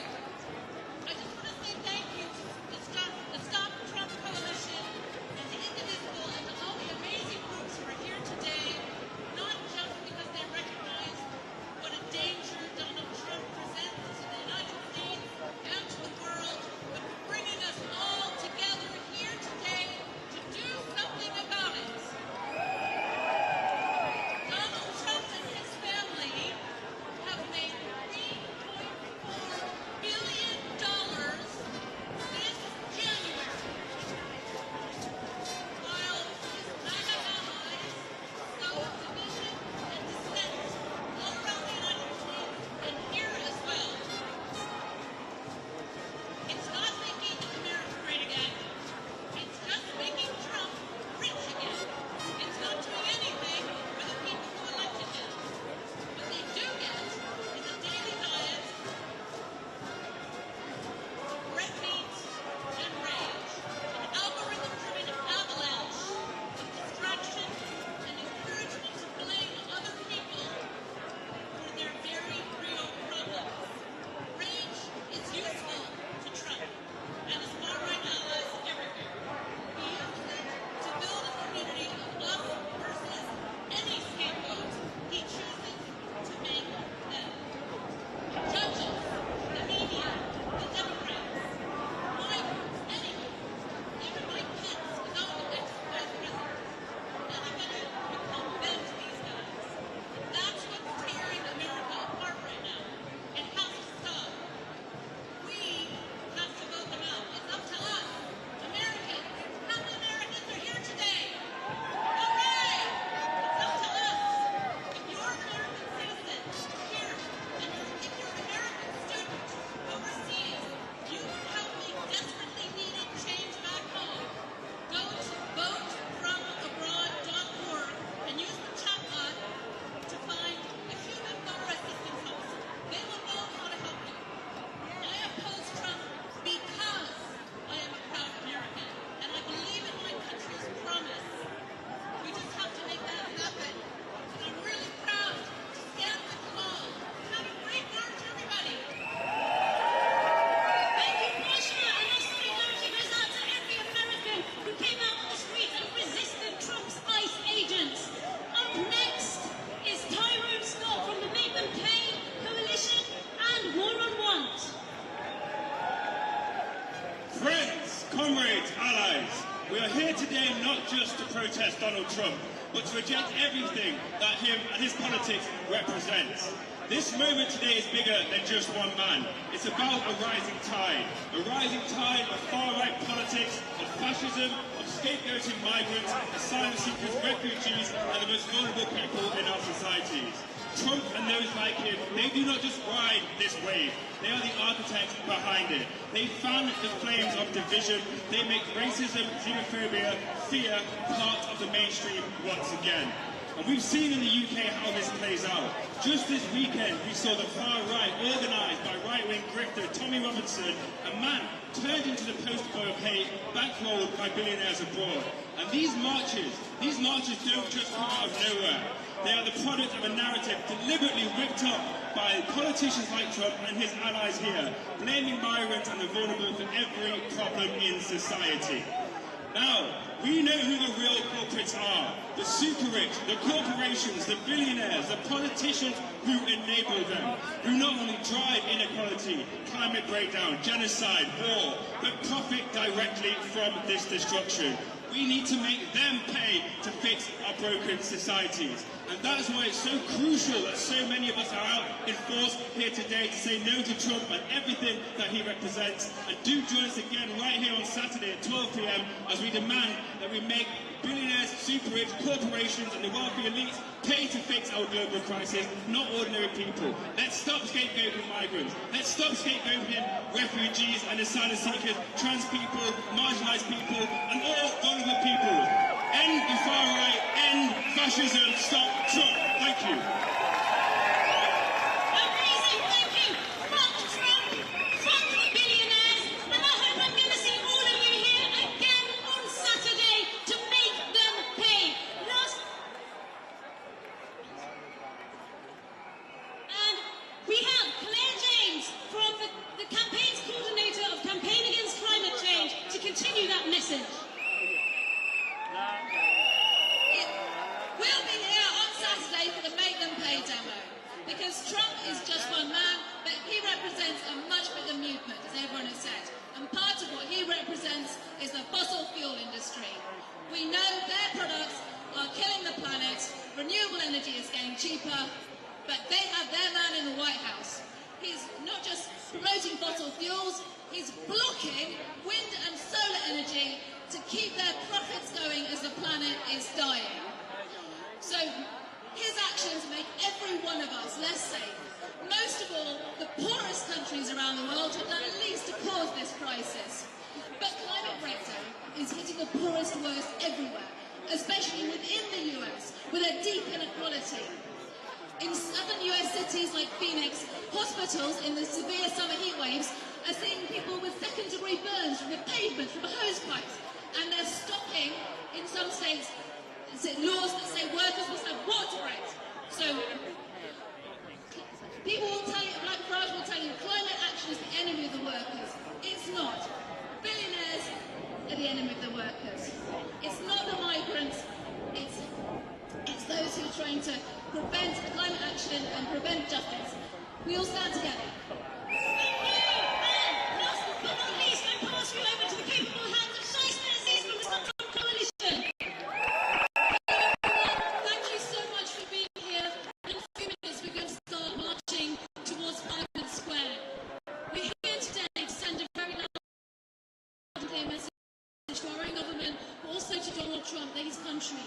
It is a disgrace that Keir Starmer has rolled out the red carpet for him, and it's also a disgrace that during his state visit held in Windsor Castle, where Donald Trump and all those invited will be feasting while the people of Gaza continue to starve, and while a live stream genocide continues for more than 2 years, when we all know that in a blink of an eye, Donald Trump could make this stop. Now, before I leave you, I want to read a short poem by a brilliant Palestinian poet from Gaza who wrote this book called 48 kg, which the name suggests is about the number of Palestinians starving. Her name is Batul Abu Afli. The poem is called They Are in the Sky. I sit in a classroom with 50 displaced people. We teach the little ones their first lesson, Surah Al-Fatiha, to recite for the souls, and the prayers to pray for the bodies. We've not taught them anything about the departed, except that they reside in the sky. And so, they roam the streets, they devour the plates of Borobio biscuits, they laugh, they play, they look up, saying, they are in the sky. They are in the sky. Death breaks into the classroom. He reveals secrets to the children, and suddenly they grow up. They wear their father's faces. Out of the broken plates, they make homes for their younger siblings. A rattle comes from their throats. They are in the sky. They are in the sky. So once again, I want to thank you for being here, and I'd urge you all to start moving in this direction now as we start the march towards Parliament Square. And let's keep standing up for justice and peace and unity and for all that is decent and good. Thank you.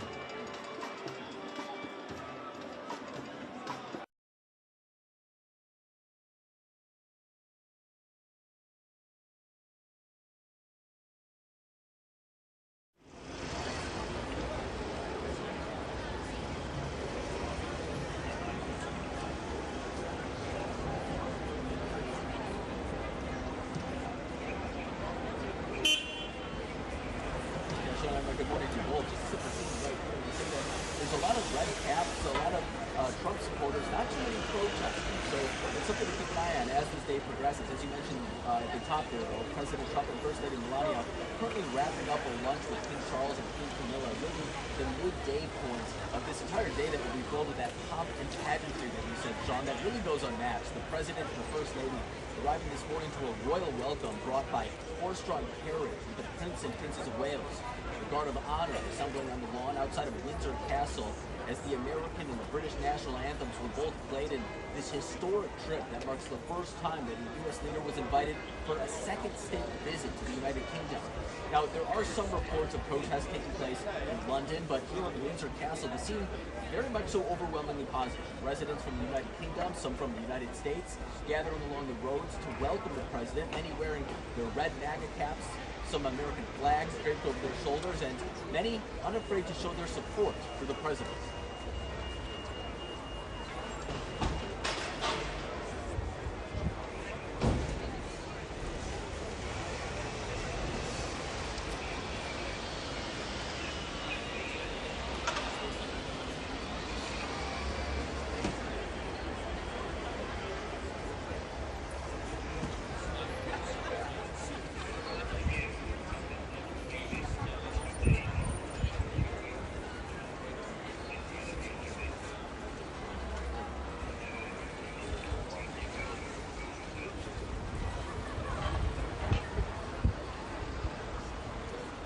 Now, despite the elaborate spectacle this morning, many of the afternoon's events are actually a little bit more private. The President and the First Lady this afternoon will visit St. George Chapel to wrap a wreath on the tomb of Queen Elizabeth, who, by the way, they just met during their first state visit.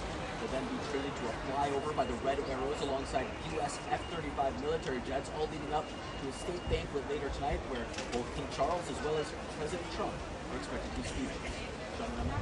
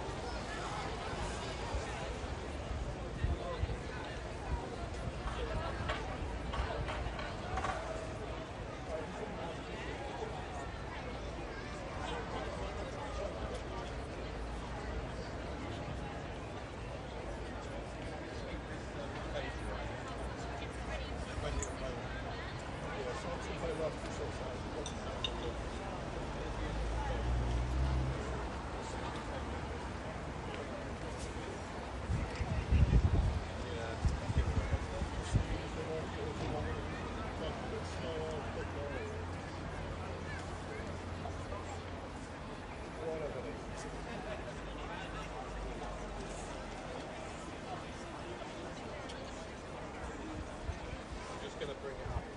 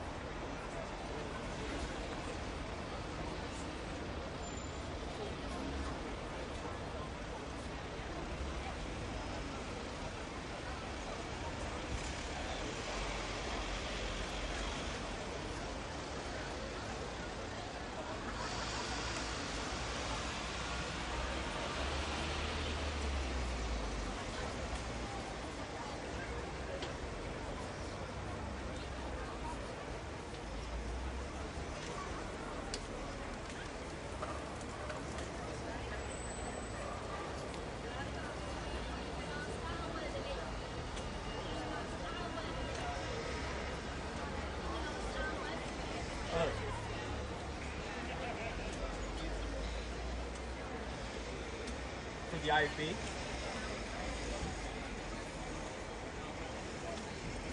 Yeah. Great.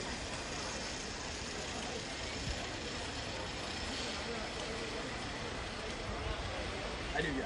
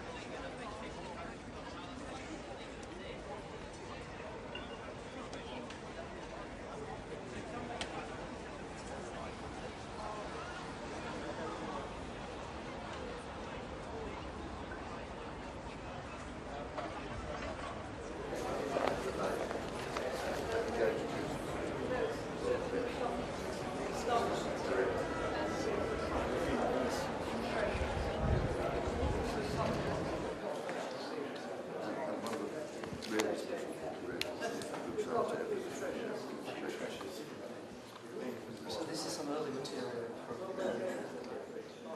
watercolours and arcade special in the 1700s, which is the first illustrated natural history of humanity. These are the original illustrations. This is the arcade history in the 1720s. The library's full of delicious grapes. They're very beautiful. Thank you. And that would be So we have some examples of Georgian papers from the Royal Archives. These specifically relate to the American Revolution. We have a couple of letters from the Georgian research. This one in particular, he's seen the war is in Empfang. Oh, wow. That's great. You called it. So these are one of the natural history illustrations. The maps, yeah, the map show two particular conflicts. The letters.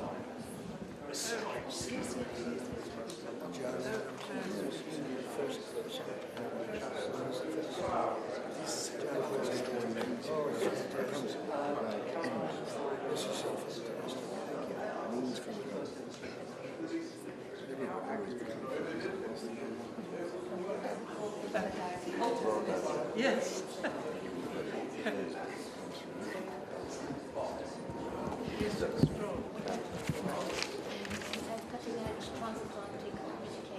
This was the original In the 19th century, British and American entrepreneurs and engineers, they became more message. The Victorian Western under the Atlantic for the cable.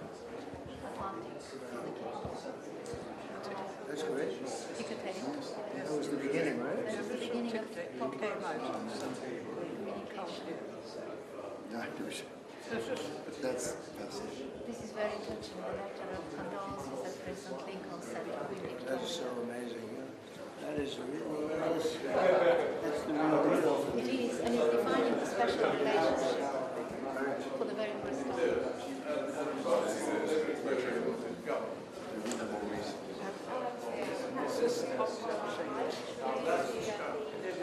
1939, the first visit by a royal couple in the United States.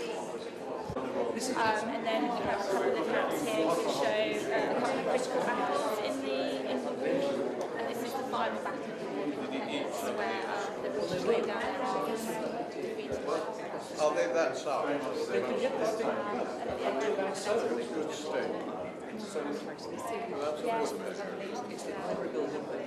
How long would it take for these letters to reach the city? Well, these letters were 1687. They were written in terms. Yes.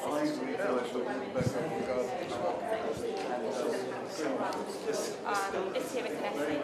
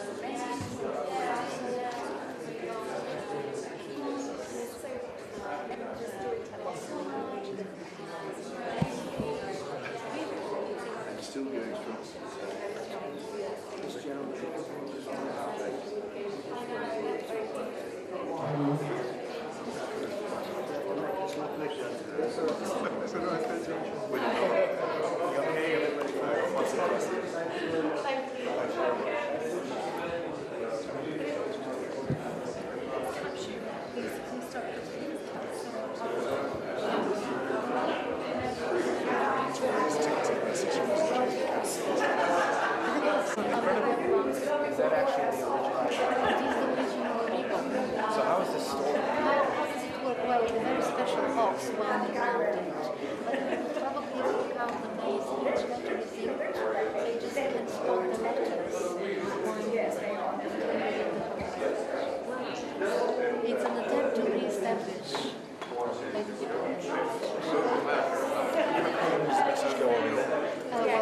So the whole message. It will probably be these For the estate. It's one message. Yes, this is very much about the great pain of this was American. Very well. So this has to be stored in a special. If we want to remember it, they want to get Doesn't come out American work.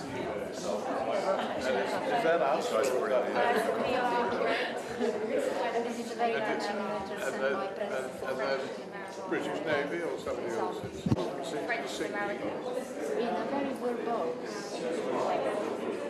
but it is quite going out of his way to say normally a British he describes the British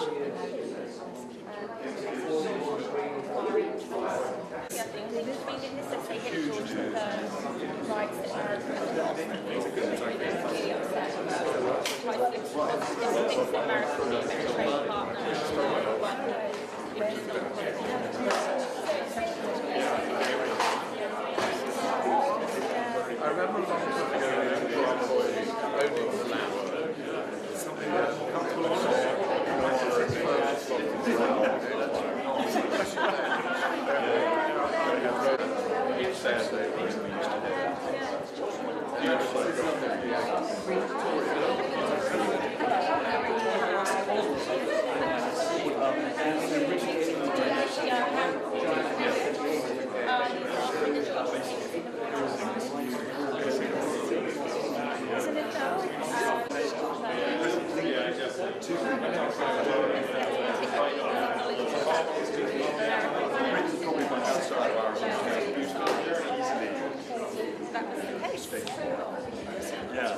It's probably a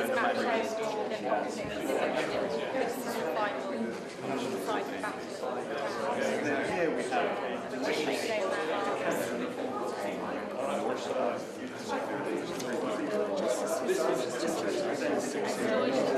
Yeah. Just inconvenient. Really upset that America's taking long to make the money wants to do a trade and yeah, early this.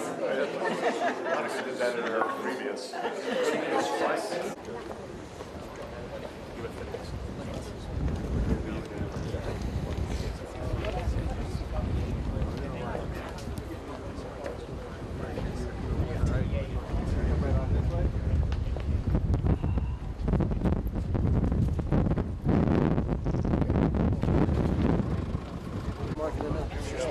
You found it. Yeah, that was not crashing. No Ravens fans in there.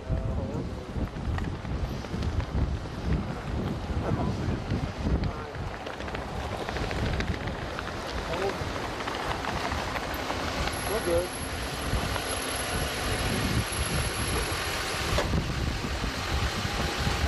Good, Brian? Anna? So whatever you need to do.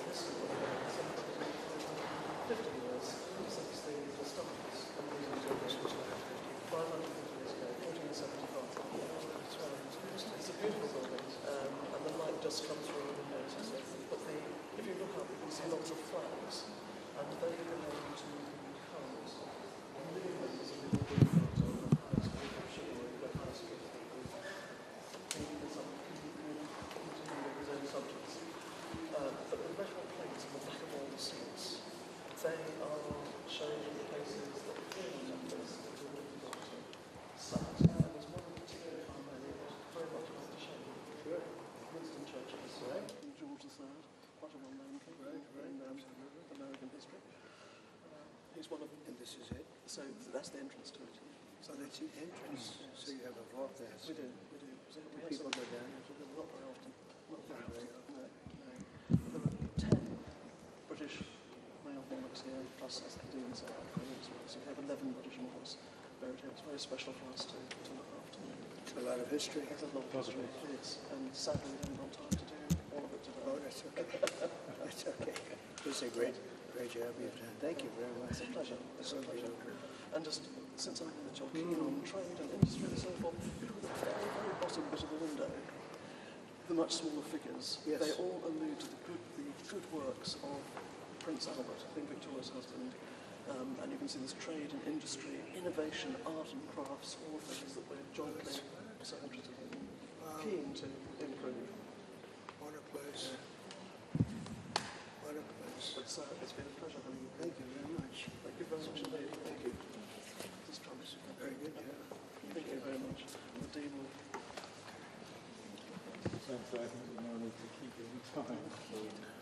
This was a great honor. Really.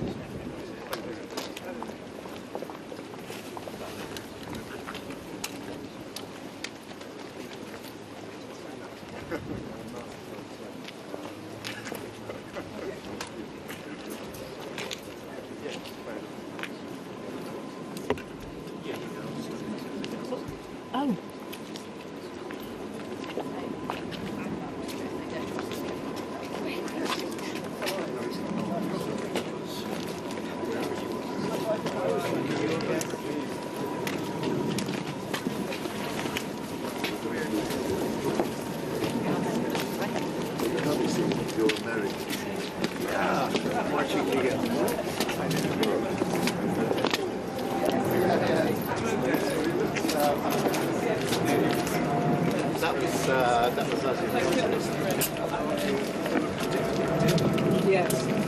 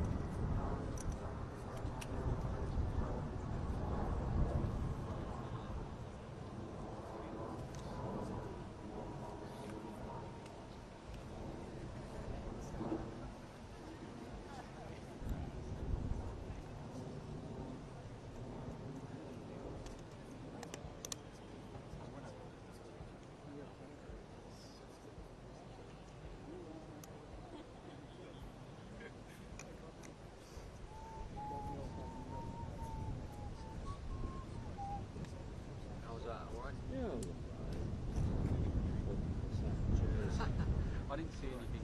There was a funny moment where the Queen really lost her pass. Oh, really? I didn't see it. She had a sort of flip the gear. Oh, really? I didn't see it. Good spot. Get a picture.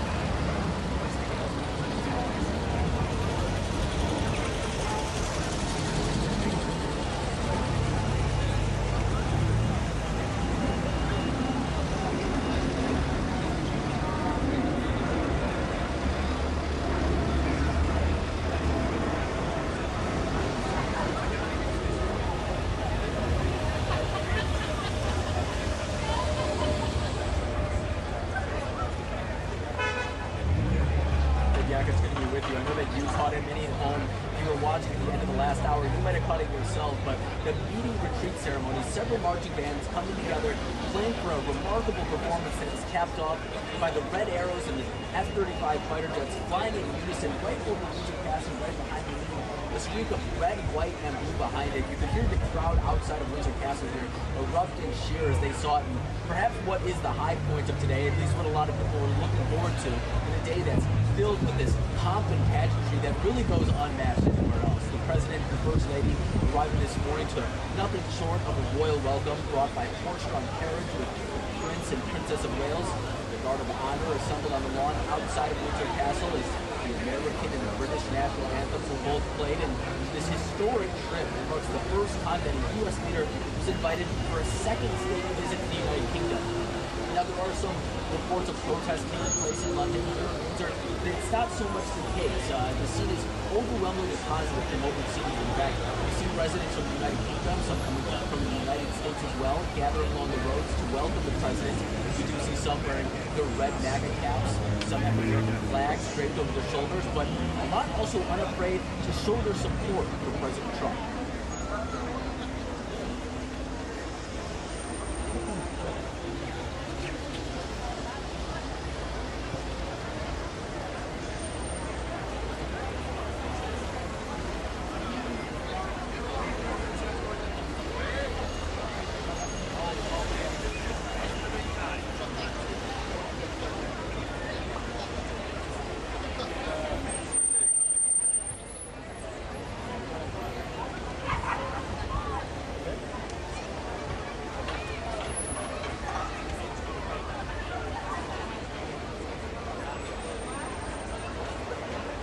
Speaking your mind is a newfound degree of importance in the United States, but one here in the United Kingdom as well. It's an issue that is on the back of mind for a lot of people, especially conservatives in this country. For President Trump and First Lady Melania now heading to a banquet tonight where the packaging will continue. A 164-foot island table, silverware that is over 200 years old. Of course, King Charles is expected to give a speech at some point tonight, as is President Trump, so we'll be following that very closely to see if perhaps we can get a glimpse of what those remarks will be, or President Trump says anything afterwards.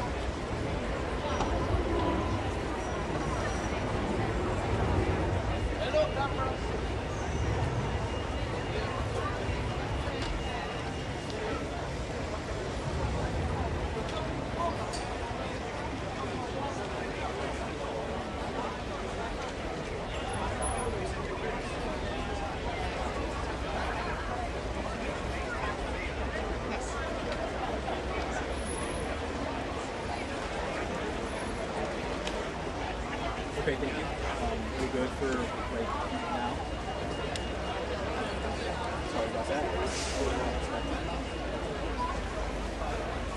Well, okay, so I heard that for some reason it's different. I don't know why. Don't ask me why. You know, like it's different than the previous. For some reason it's different. Please, yes.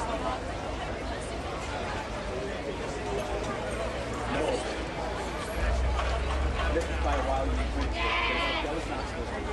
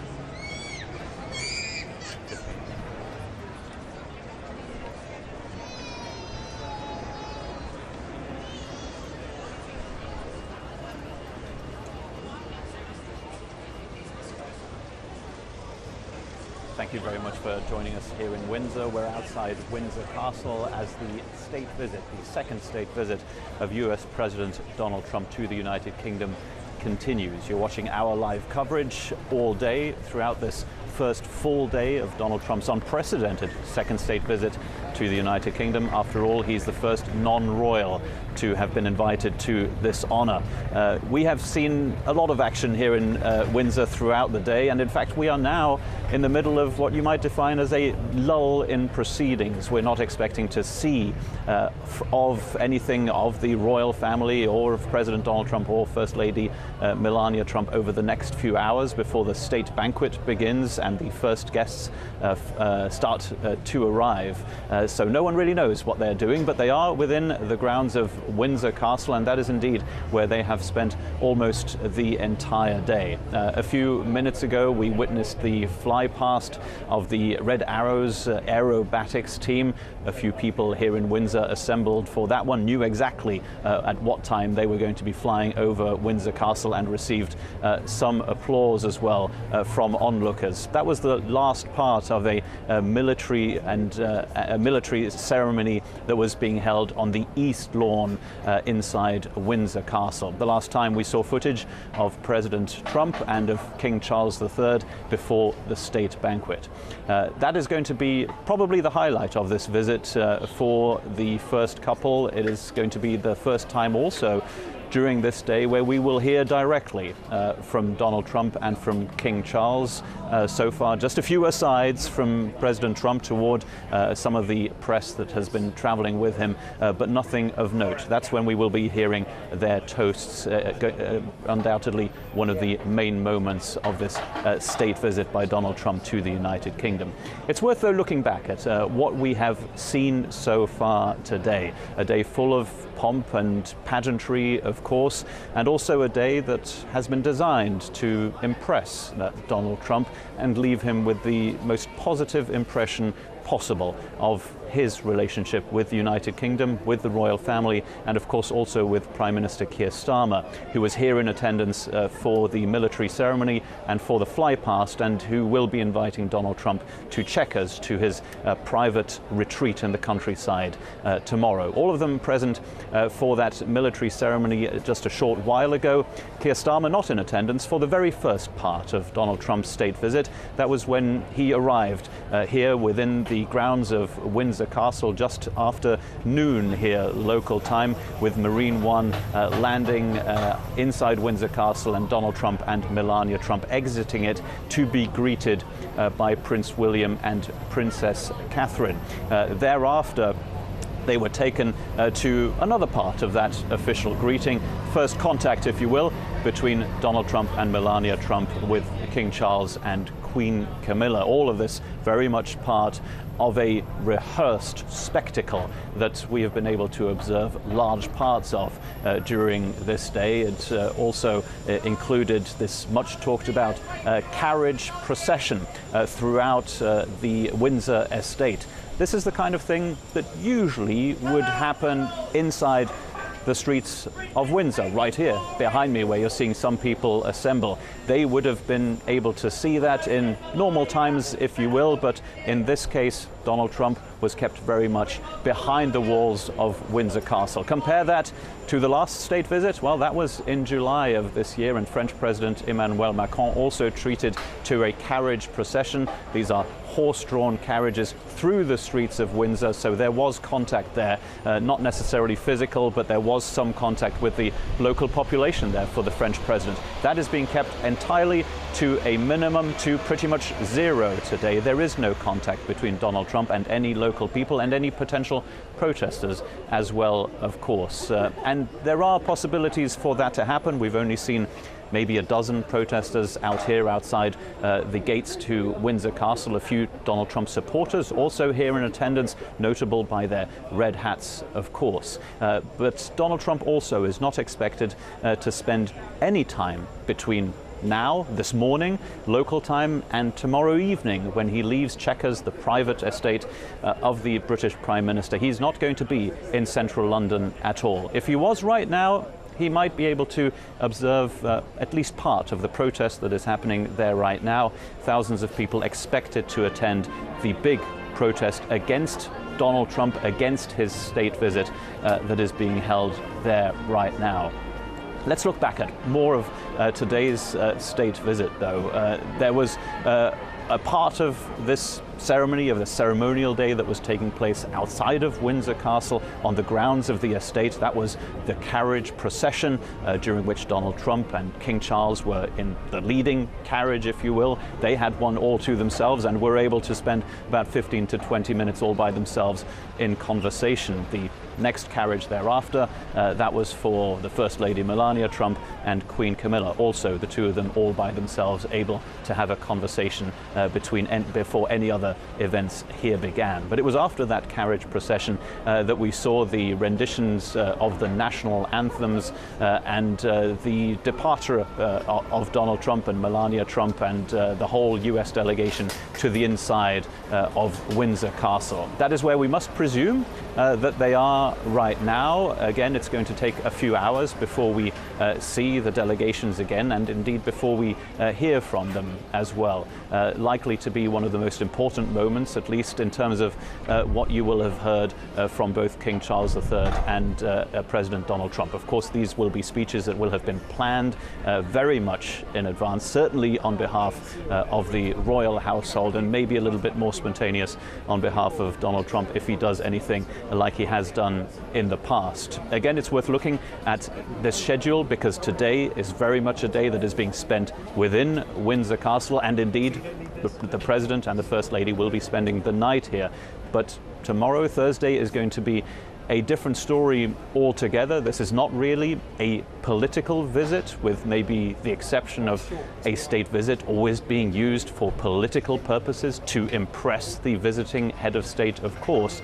But this Thursday will give Donald Trump and Prime Minister Keir Starmer the actual possibility to talk politics, to talk policy as well. And that is where the differences between the United Kingdom and the United States will come to the fore as well, of course. And there are huge differences politically between these two countries, despite the fact that the personal relationship between Donald Trump and Keir Starmer clearly is a good one right now, despite the fact that they come from completely different parts of the political spectrum. There are differences on Gaza, of course.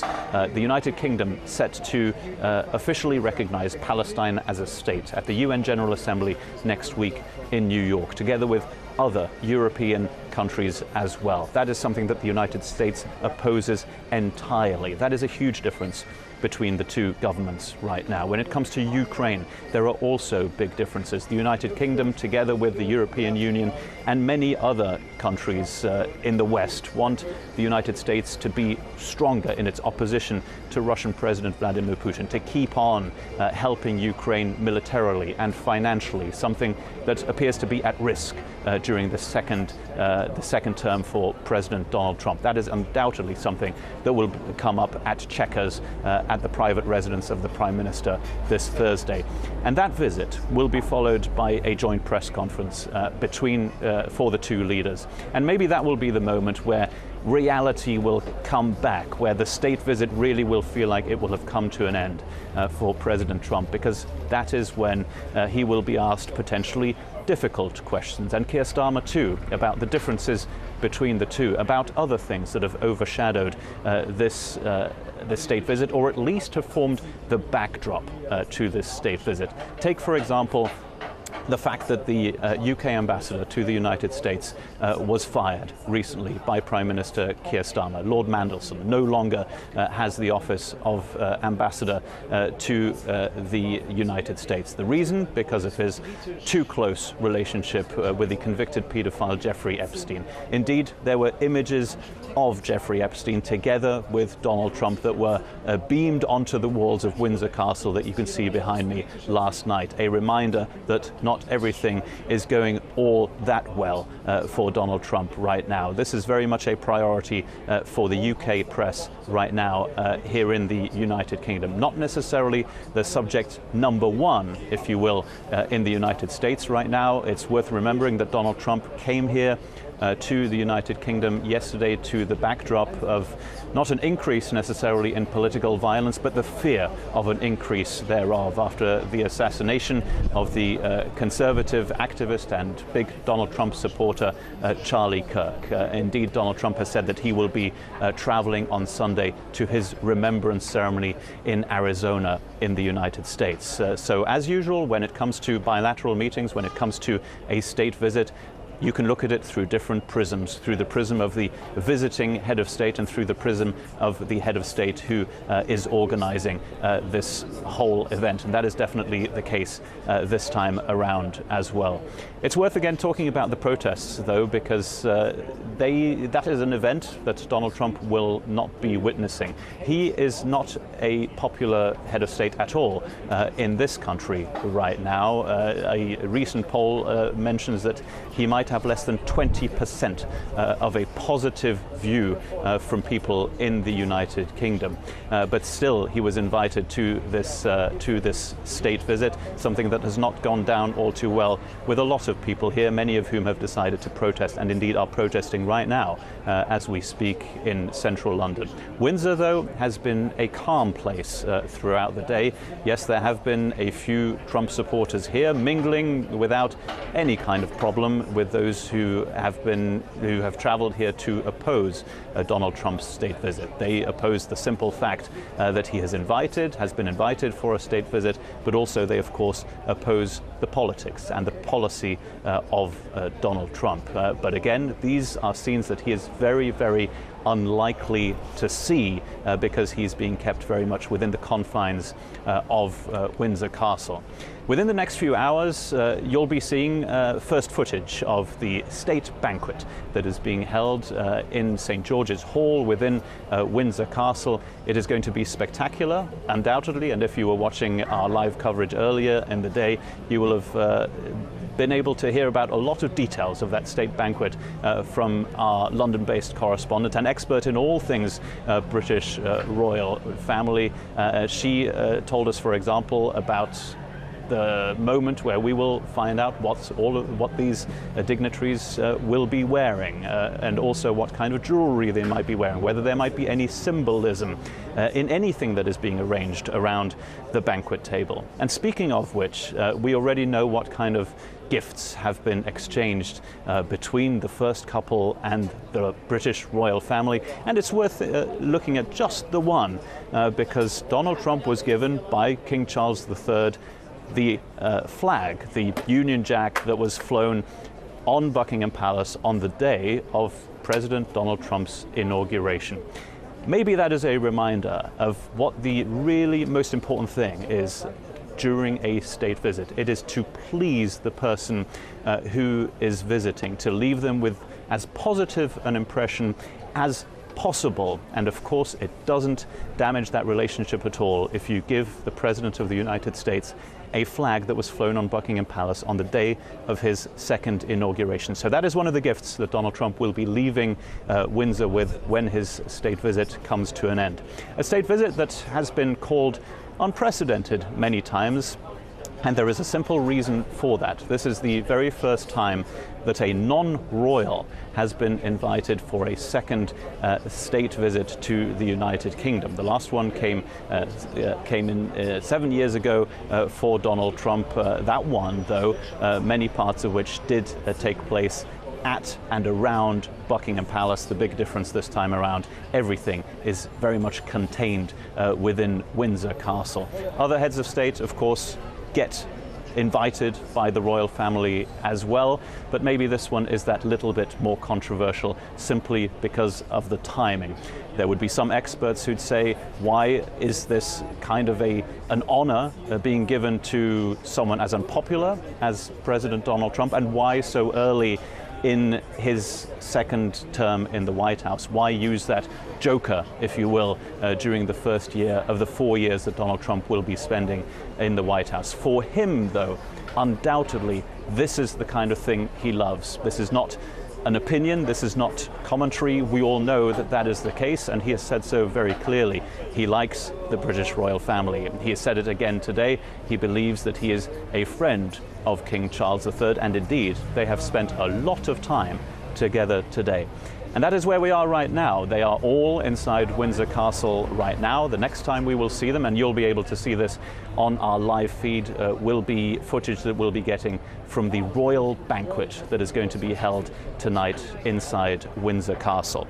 That is going to be tonight at 8 p.m. local time, make that 5 p.m. Eastern time. And the next time I'll be on to get you more details of what is happening inside Windsor Castle, what is happening here outside, and to take a look at whether the protests in London are getting bigger and share the footage with you. That will be at 7 p.m. Local time here.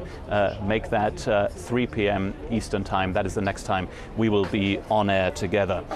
And we of course invite you to keep watching our live coverage of all the events surrounding this second and again unprecedented state visit by President Donald Trump to the United Kingdom. And if you're watching our live coverage right now, be it on YouTube or on our website on apnews.com, it's because we have journalists on the ground throughout the world. And if you want to support this kind of unbiased and independent journalism, we invite you to again visit our website and give us your support. That's at apnews.com/donate, apnews.com/donate. Of course, we would very much invite you to give us your support. And we thank you as well for watching our live coverage of this state visit. We'll be back soon with much more.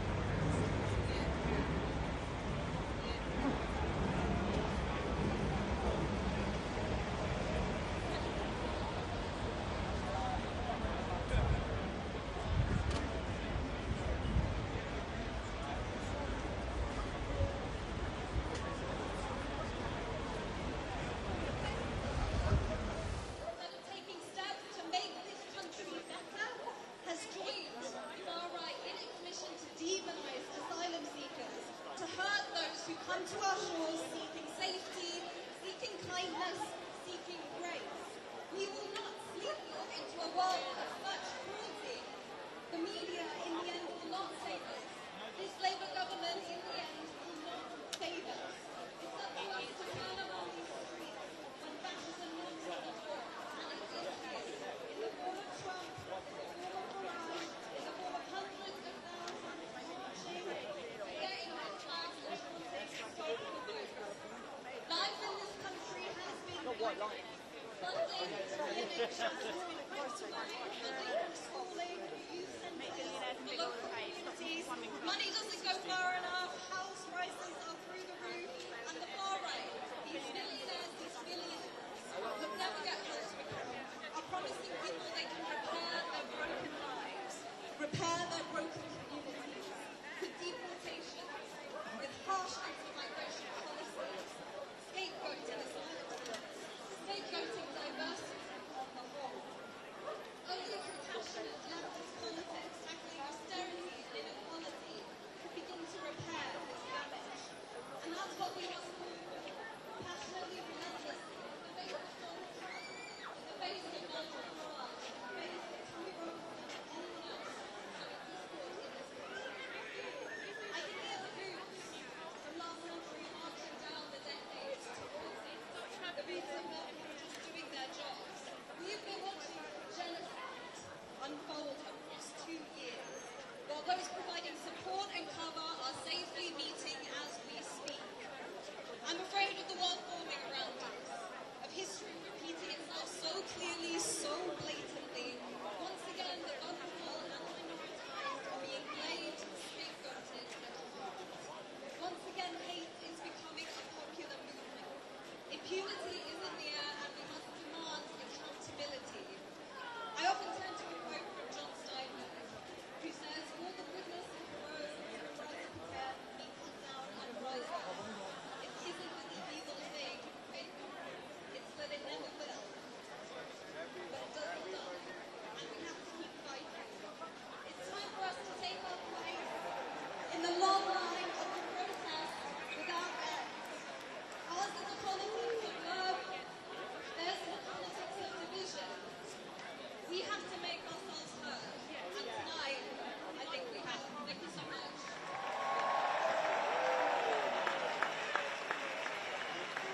Karishma Patel,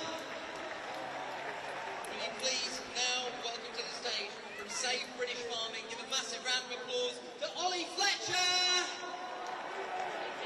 Hello, I speak for Save British Farming. We have brought our tractor, you might see over there, and we are very proud to stand with you today because we fight against substandard food. We do not want chlorinated chicken coming into this country. We do not want hormone-fed beef. Trump has come to this country to refine his trade deal. He will be dining with the King, trying to convince Starmer to sign a free trade agreement. We must make sure they know that our food standards and our health are off the table.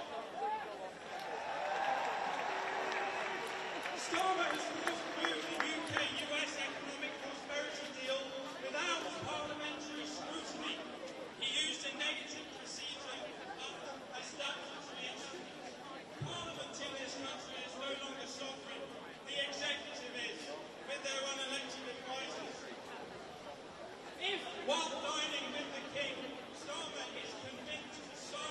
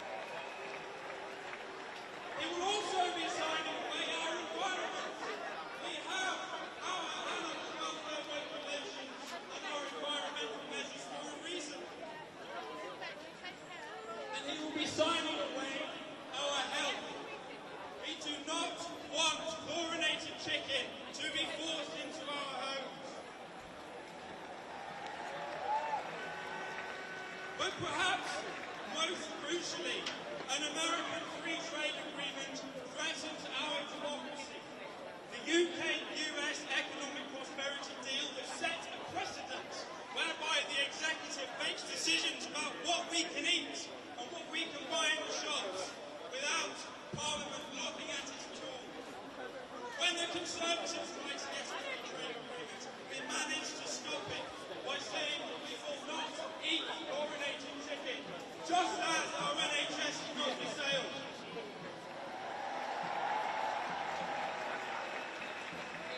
It's nice to have spoken with you today. Do come and say hello by the tractor. Thank you very much.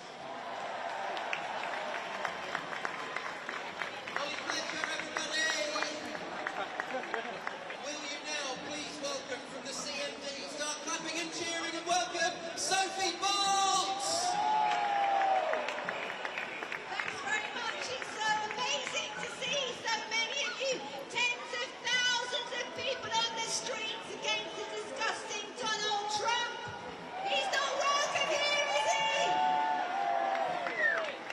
We know that he's an absolutely massive threat to all of us. He's facilitating genocide in Gaza. He's pushed those NATO states to rearm on a huge scale across Europe and here in Britain, and massively increased the military spending of these governments.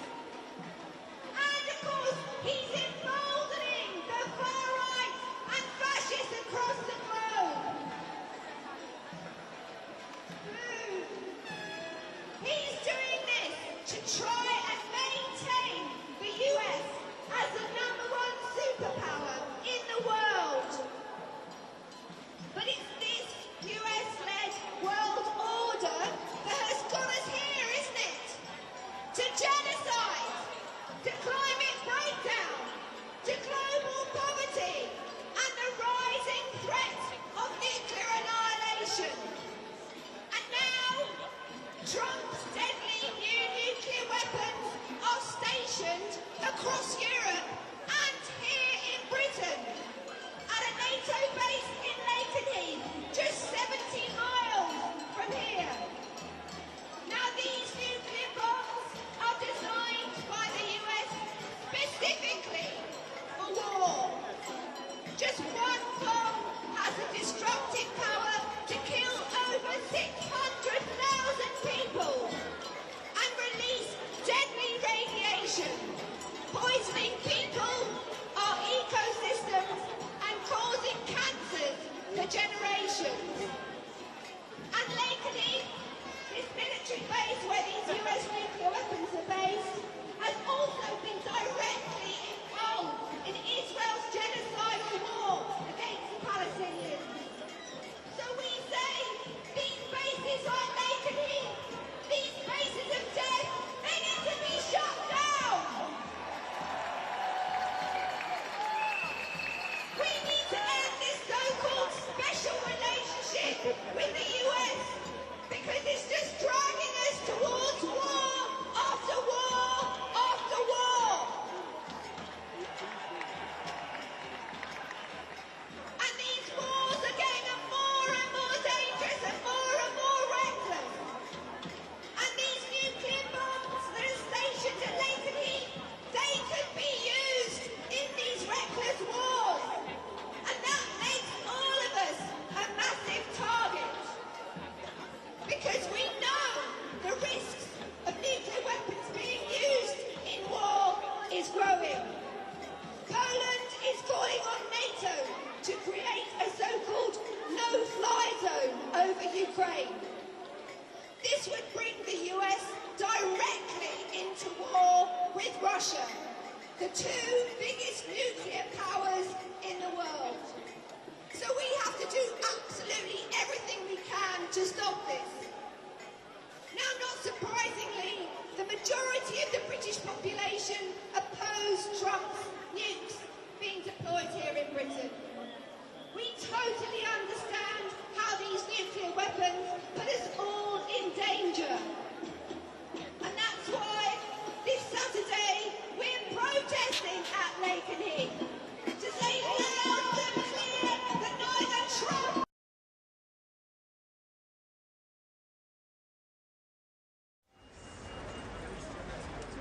Can you give me the last four or last five?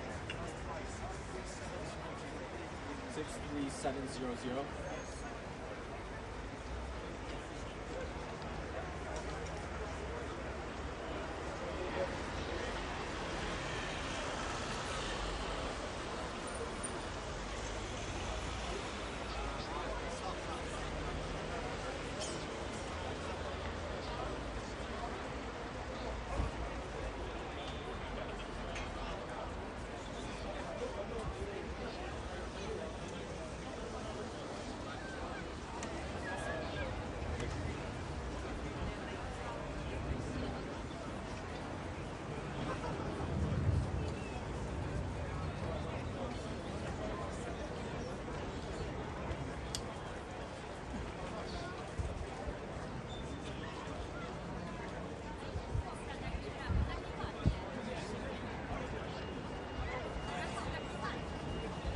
Hey, yes. Got me?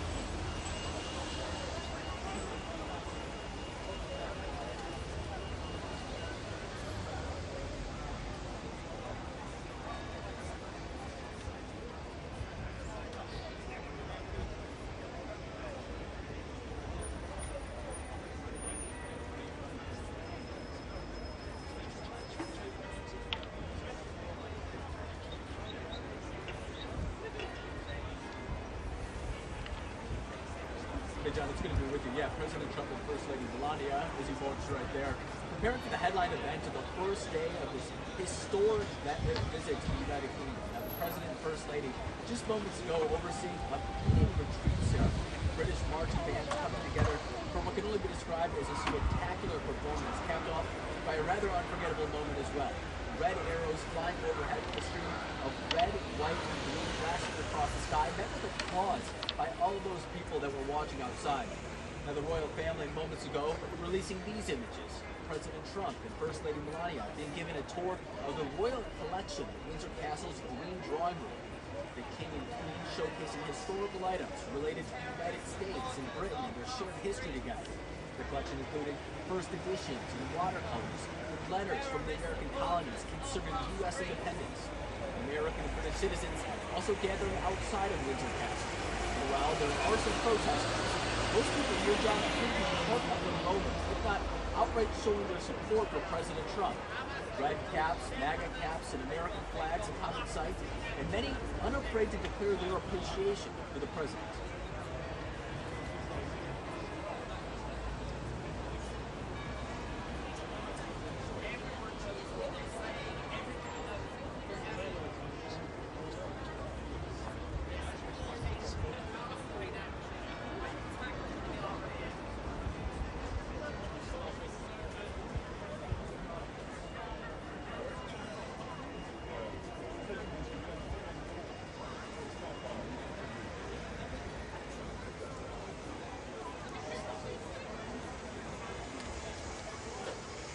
that tonight's banquet is nothing short of extraordinary as well, taking place inside the 1,000-year-old castle with a 164-foot mahogany table laid with 200-year-old silver, with speeches expected from the king and, of course, from President Trump, which we can assume will also be a sight to see, or at least hear. So hopefully we'll get a glimpse of what that sounds like, maybe an update from the president after that, John.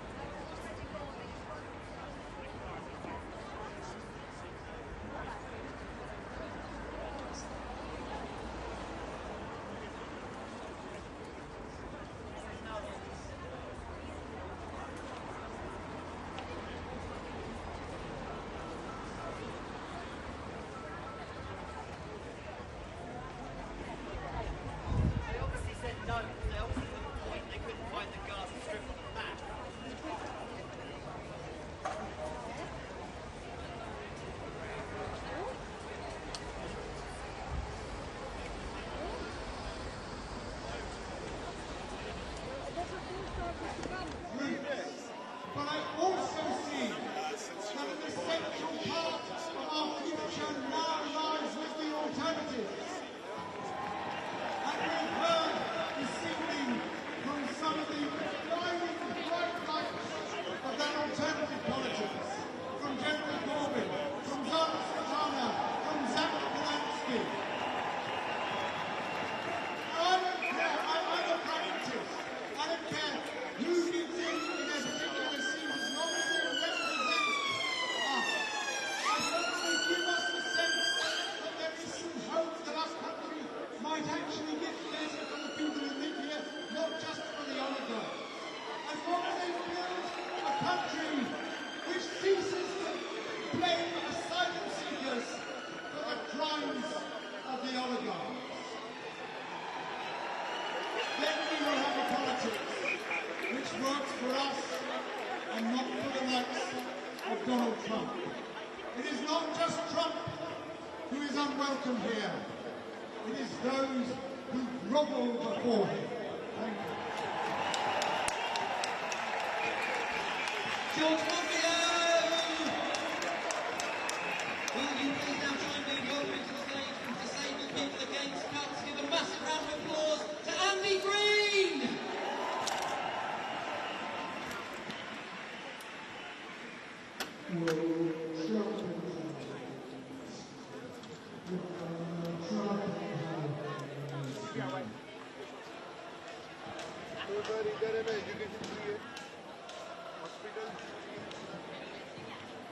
Solidarity from Disabled People Against Cuts.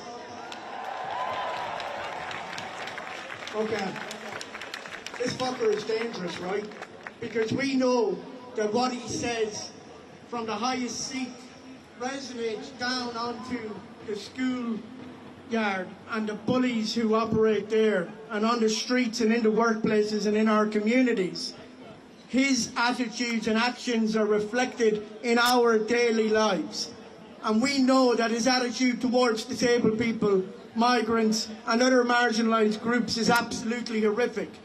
And his language and his actions is absolutely dangerous. We know when you start to other and marginalise and pick on groups that are seen as not able to fight back, what happens? People are pushed to the edges. People are forgotten and fall through the cracks. Not us, not disabled people. We have fought back every single time in this country and around the world, and we will continue to do that.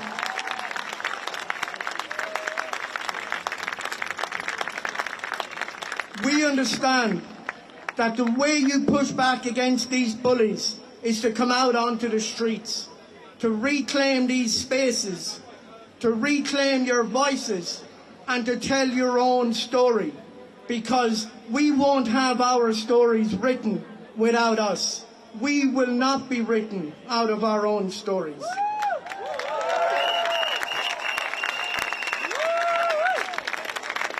We have fought for and earned our place in this society and in communities and societies across the globe.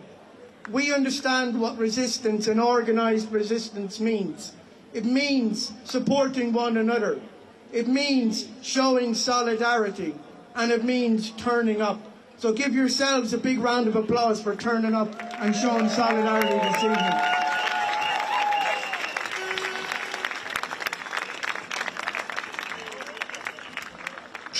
Trump might go away at some point, but this politics won't.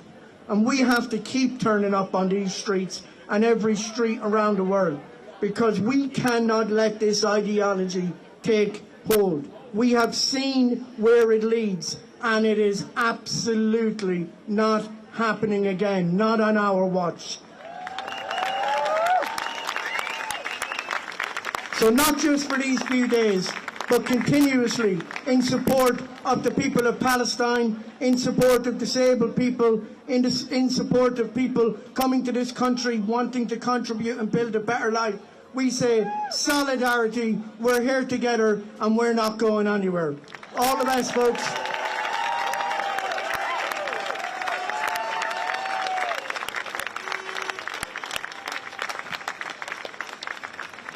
Thank you very much, Andy Green! Give it up. Listen, there's no easy way to say this. I've got someone's freedom pass. Someone has dropped their freedom pass.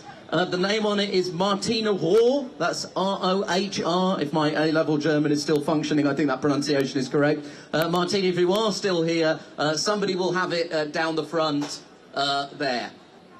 Otherwise, I'm keeping it and will be exercising my right to free travel on London public transport.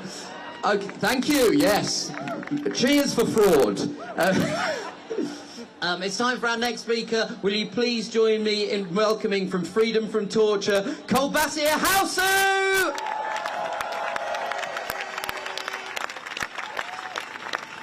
Thank you, thank you.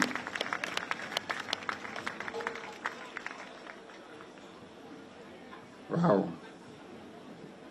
Friends, when we look around today, we see empty fridges, long hospital waiting lists, families sleeping on the street, community caught in economic despair. These are not inevitable. They are not accident fate. Yet somehow we taught to believe that they are the fault of immigrants, of minorities, of so-called worklessness. Always an enemy within, always someone without power. This is the old trick of fear and division. It is made more dangerous when politicians speak with hatred or when our leaders stay silent. And last weekend, we saw what happened when a lie is dressed up as a revolution. People march for not justice, but in a service of chaos. I speak to you not as an observer, but as someone who has lived. Okay, thank you. So I speak to you not as an observer, but as someone who has lived this before.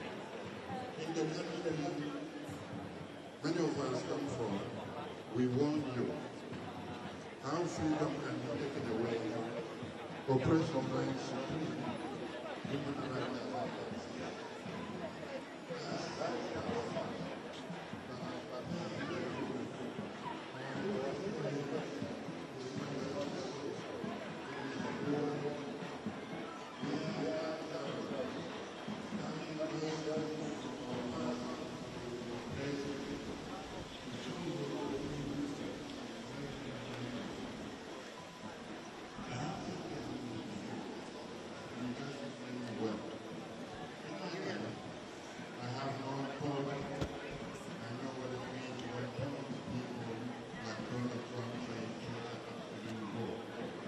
This one is not just permission. Permission for the king to cross the wall to agree, silent, to destroy. And when democracy dictators everywhere celebrate. But here is the thing.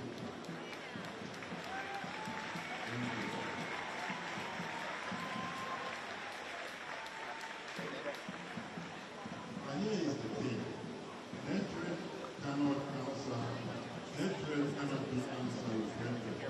And justice cannot be heard with more injustice. You'll give me a thumbs up. Cameraman, give me a thumbs up. Yeah, no problem. That's fine. Yeah. This is why we stand here.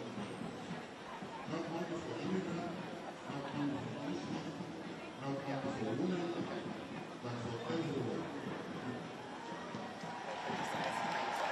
For everyone. Because if it takes away right from one group, it can take them away from all of us. That is why we need compassion. We need gunfire, clear mind, and the courage to resist the oldest lie of all. That your neighbor is your enemy.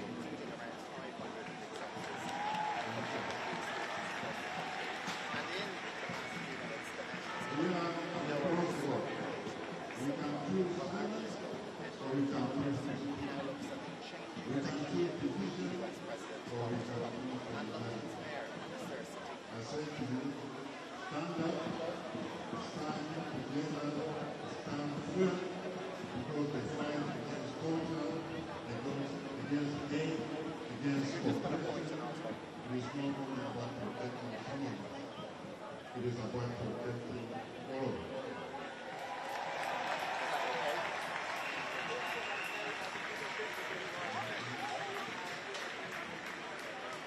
And the world is watching us.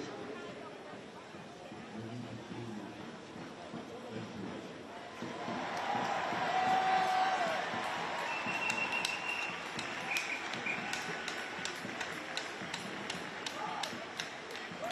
Go back to your house and give it up, everybody!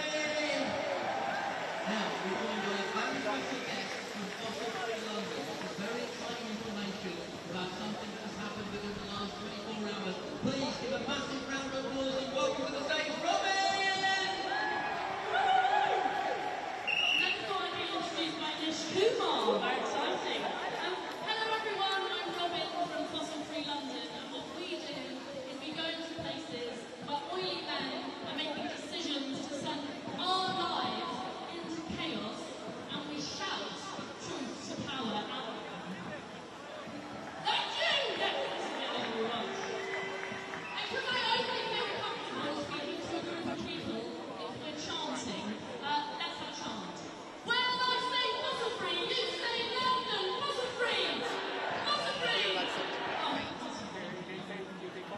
so, last night we spoke at the Republicans' Ghana dinner. Just 1 minute from Windsor Castle, wearing a very Arabella dress, I chinked the glass, stood up and proposed a toast.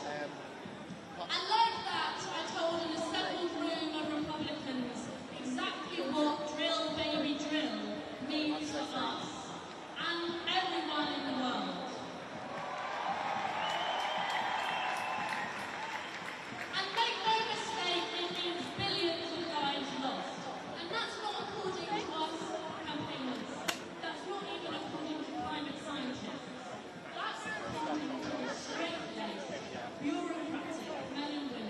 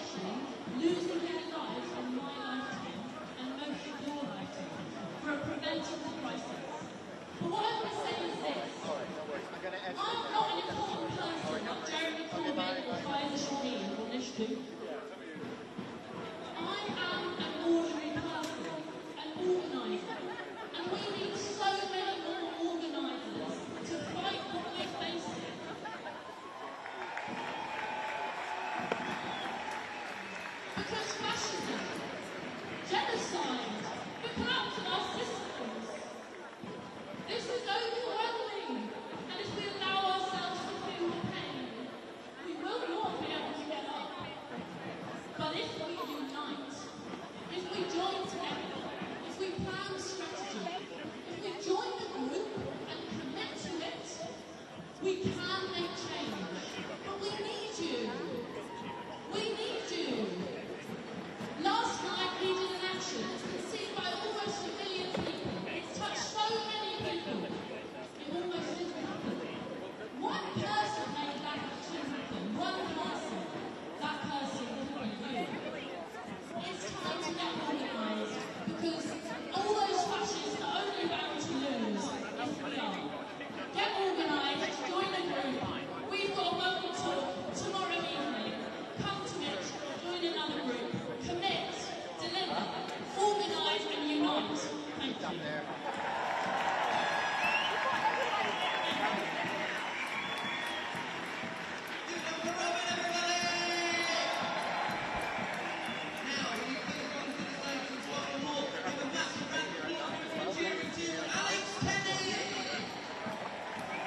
Thank you very much. Thanks, Liz. Thanks everyone for being here. My name's Alex. I'm the chair of the Stop the War Coalition. And despite Tommy Robinson's claims to have organised the biggest demonstration in history, Stop the War organised the biggest demonstration in our country's history against the Iraq War, where we had over 2 million people on the streets. We still hold the record. But let me tell you, we are now nearly 2 years into the genocide. And on October the 11th, which is the anniversary of the start of the genocide, we are organising with the Palestine Coalition the next national demonstration. Put your hands up if you're going to be on that demonstration, because we need that to be the biggest one ever as we march through the streets of London and show that the streets are our streets, and we will keep marching until we see peace in Gaza. I want to talk to you about state visits, because just a week ago, Keir Starmer stood outside Downing Street and welcomed the Israeli President Isaac Herzog into Downing Street to talk to him on a state visit. Isaac Herzog is one of the authors of the genocide, the man who signs bombs before they're put on planes to be dropped on Gaza. And then today, he's welcomed Donald Trump, the man who thinks the way to bring peace to Gaza is to wipe out all the Gazans, move them out, and create a Riviera and a golf course in Gaza. What a disgrace that our government is giving audience to those people when it should be standing up for them. Remember that Donald Trump is the president who gave the green light to Israel bombing Iran and bombing Qatar against the UN regulations. It's a war crime to bomb those countries. So the world does feel a much less safe place when Donald Trump is in charge of the biggest superpower in this world. And it is astonishing that there are some people who are openly saying they think he should be given a Nobel Peace Prize. Can you imagine? Can you imagine? This is the man who is bringing terror at home to vulnerable people and terror abroad when he could be bringing a stop to it. He's bringing terror at home now with his talk of mass deportation and using the killing of Charlie Kirk to say there's going to be a crackdown on dissent. When he says there's going to be a crackdown on dissent, we know who will be cracking down. That will be the people who are advocating for peace, the people who are advocating for justice for Gaza, the people who are advocating against mass deportation. So we should be very, very frightened about the future under Donald Trump. Because, as others have said, he's emboldened the far right in our country. What we saw on the streets of London on Saturday was Trumpism in the UK. Stephen Bannon, I don't know if he turned up, but Stephen Bannon was due to speak at Tommy Robinson's rally. Elon Musk joined him by video. He may have fallen out with Trump, but he believes in the politics of Trumpism. And can you imagine Elon Musk on video link just down the road there said, call for violence, call for people to rise up, call for the overthrow of the British government. Can you imagine if one of the speakers here today had called for the overthrow of our government or called for violence on the streets? You won't hear us saying that. you imagine that Elon Musk was allowed to do that on our streets in London? My final message to you is, as others have said, we're living through very polarised times. There's a real polarisation in our society, not just here, but abroad. And it feels very, very scary for my generation and for future generations. And it feels like we're in a battle. We're in a battle for the soul of our country. We're in a battle for the soul of the world. So my call to you, and I join with others in making that call, is that we have to unite the struggles. We have to put aside some of the differences we've got, and we've done on countless times, and unite the struggles against racism, unite the struggles against the genocide in Gaza, unite the struggles against injustice everywhere, and come together in common cause. And I hope we can start doing that, as I've said, on October the 11th, on the next national demonstration for Gaza. We need that to be the biggest one ever. So please make sure you're there. Please make sure you're bringing your friends, your family, and your work colleagues. Solidarity, free, free, free, free, free, free. Thank you very much.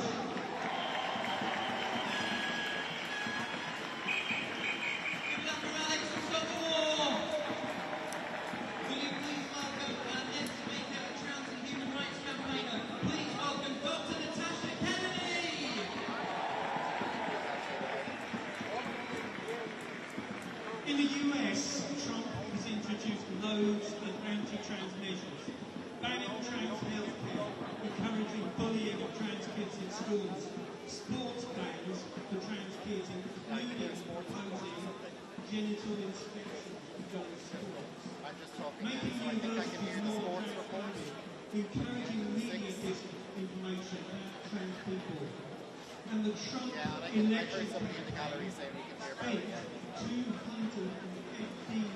million on anti-trans adverts, the biggest single expenditure in that campaign. And now Trump is trying to use the Kirk shooting as an excuse to ban trans people from owning guns, which is exactly what the Nazis did to the Jews in 1938. Trump has created such a climate of fear amongst trans people in the US that many of my trans and non-binary friends there now live in exile in Europe and elsewhere. But yet, very faint. most of what Trump is doing in the US is also happening right here in the UK under a Labour government. The healthcare bans, trans section 28 in schools, immediate sharing of transphobia on an industrial scale while hermetically excluding transgenders, bans from sports including fun runs, supporting people who advocate violence against trans people, trying to make universities more transphobic, a toilet ban which would make life impossible for us, an even worse one than in the US. All of which have been brought in without any vote in Parliament at all. And yes, a lot of British trans people have also already moved abroad to places like Ireland, Spain and Sweden. We know that what happens in the US comes over here. And we need to ask, has Starmer sold it to trans people for a deal with the Orange fascists? Transphobia is now essential to fascism. It's not peripheral, it's front and centre. It's a core component of fascism. If you're transphobic, you are a fascist. To quote inspirational trans woman Mara Birkwood, how politicians treat trans people now is indicative of how they will treat everyone eventually. To finish, I just want to say, I'm also here for my grandfather. He was killed in World War II fighting fascism. He didn't roll out the red carpet, he fought fascists. We need to stop fascism now. More and more people will die. There's no cavalry coming over the hill this time to rescue us. The cavalry is going to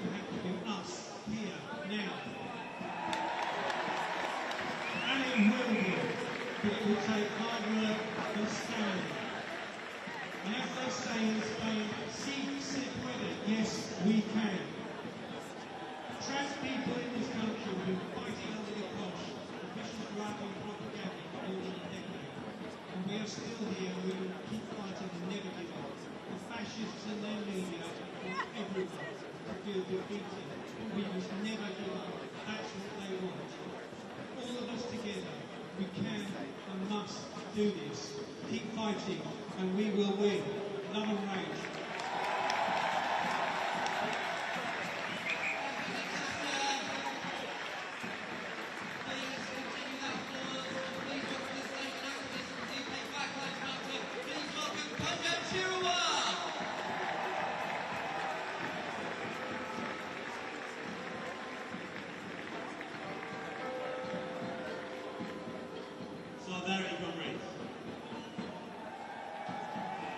Great to see so many people out here. It's a real privilege to be here and speak on behalf of Black Lives Matter UK.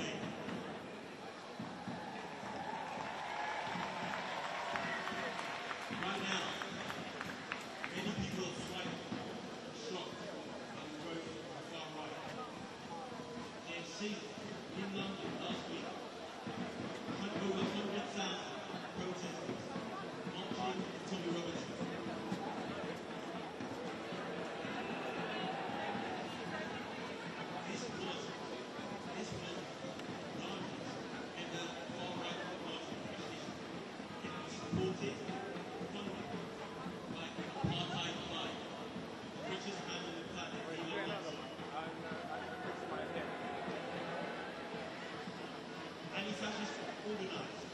They were outnumbered more than 20 to 1. But this is not the full story. Right now, us, Trump, Robinson, they want us to feel small. They want us to feel afraid. But the truth is, we are the majority, not them. I think it's a montage. We've already proven in recent months, in recent years, we have brought people out in their millions for Black lives and for Palestine.